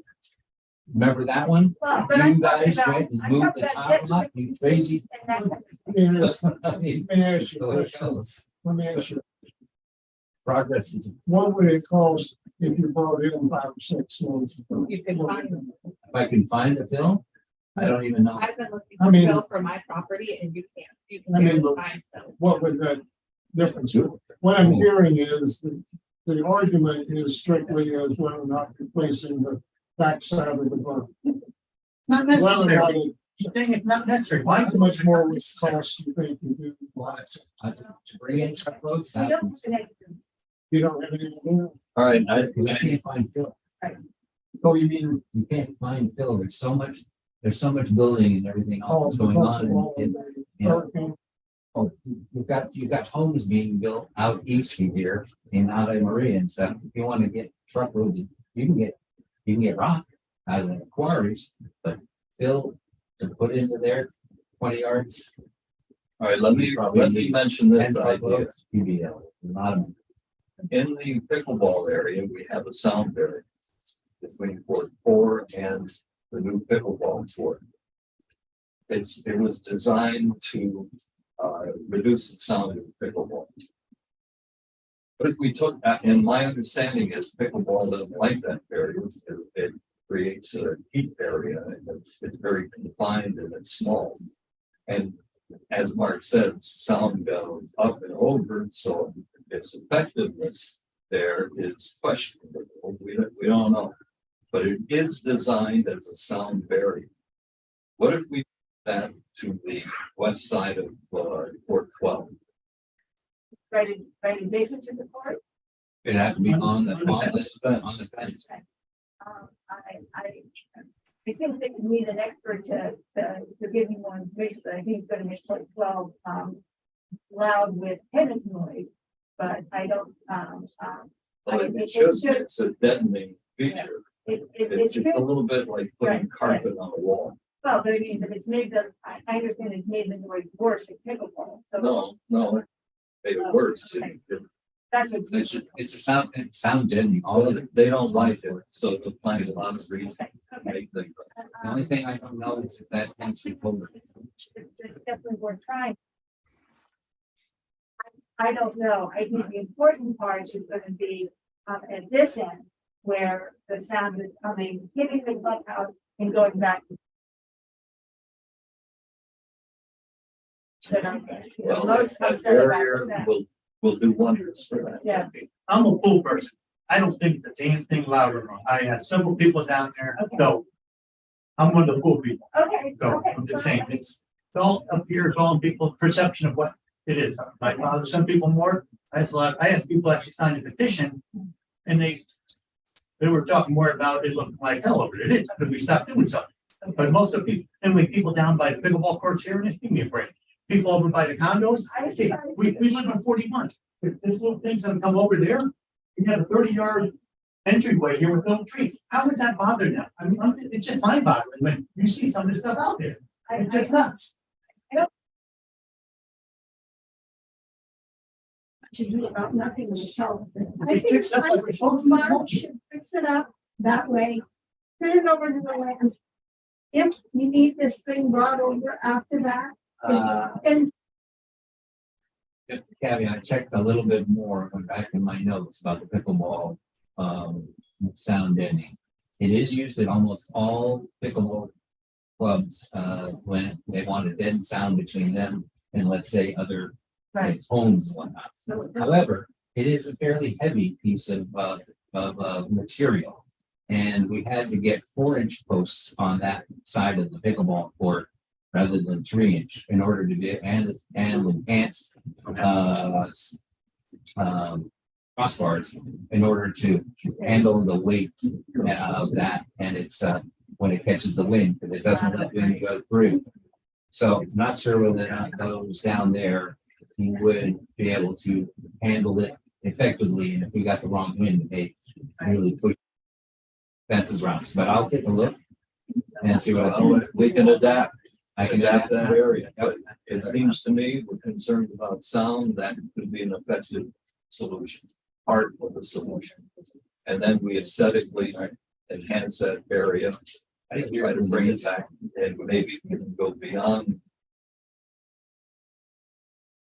So what have we agreed to? Mark's going to run the show and fix it. People with input from that guy from them, they'll make it. Do we have any dollar amount we want to affix for the project? Excuse me, Do we have a dollar amount we want to affix? 5,700 for the initial plantings, and if you give me about $300 more to 6,000, I'm pretty sure I can put in some of the trees that the landscaping committee is recommending, and we can always move from there down the road. I'll talk to them about the exposure. And try to find out what I can do to make sure that that place is planted up and solid, but I will have it. Stables will be back and they'll be ready to go. Well, good, everyone. Yeah, that sounds good, but. Again, should we do the whole thing? In other words, this path you'll now have to get back. But Well, you can't leave it like it is. That's gonna be mud. no, it's got lime rock on it, so that because Does this We knew- proposal of yours include I that? already there. Put down. Big project. Yeah. So Do we have a $6,000 amount on the table? Are you okay with that, or do you need a motion? That's what they're. Yeah, I know, that's what I wanted on the table. I make a motion, to spend $6,000 to finish up the area on like Court 12. Second. Okay, all in favor? Yeah, we should. Okay, May not be enough, unanimous. but- It's unanimous. It may not be enough. Do we add some? I totally agree, because my initial thing was not so much just to get things back to normal back there, have them planted up, have it bushy as heck, so you couldn't see any cars going by. But we'll take a look at the sound barriers as well to try to maybe get some of those big boys that we like in here, see if they grow. We can put more in there to help out with sound. We're good. The more, the better. Next meeting, I can't wait. When is it? February 23rd. Next week. Wait, and then oops. Russell, Yeah, we do that Russ first. Geiger. We have that. Russ Geiger and Stallman will need to have, if we want to ask questions of them for specific alternatives to the irrigation project, yes? We're gonna have you want a special meeting with that? Yes, Sometime in February? yes. Okay, well, then, All right, there we go. thank you all. I move we adjourn. Second, all in favor? Unanimous.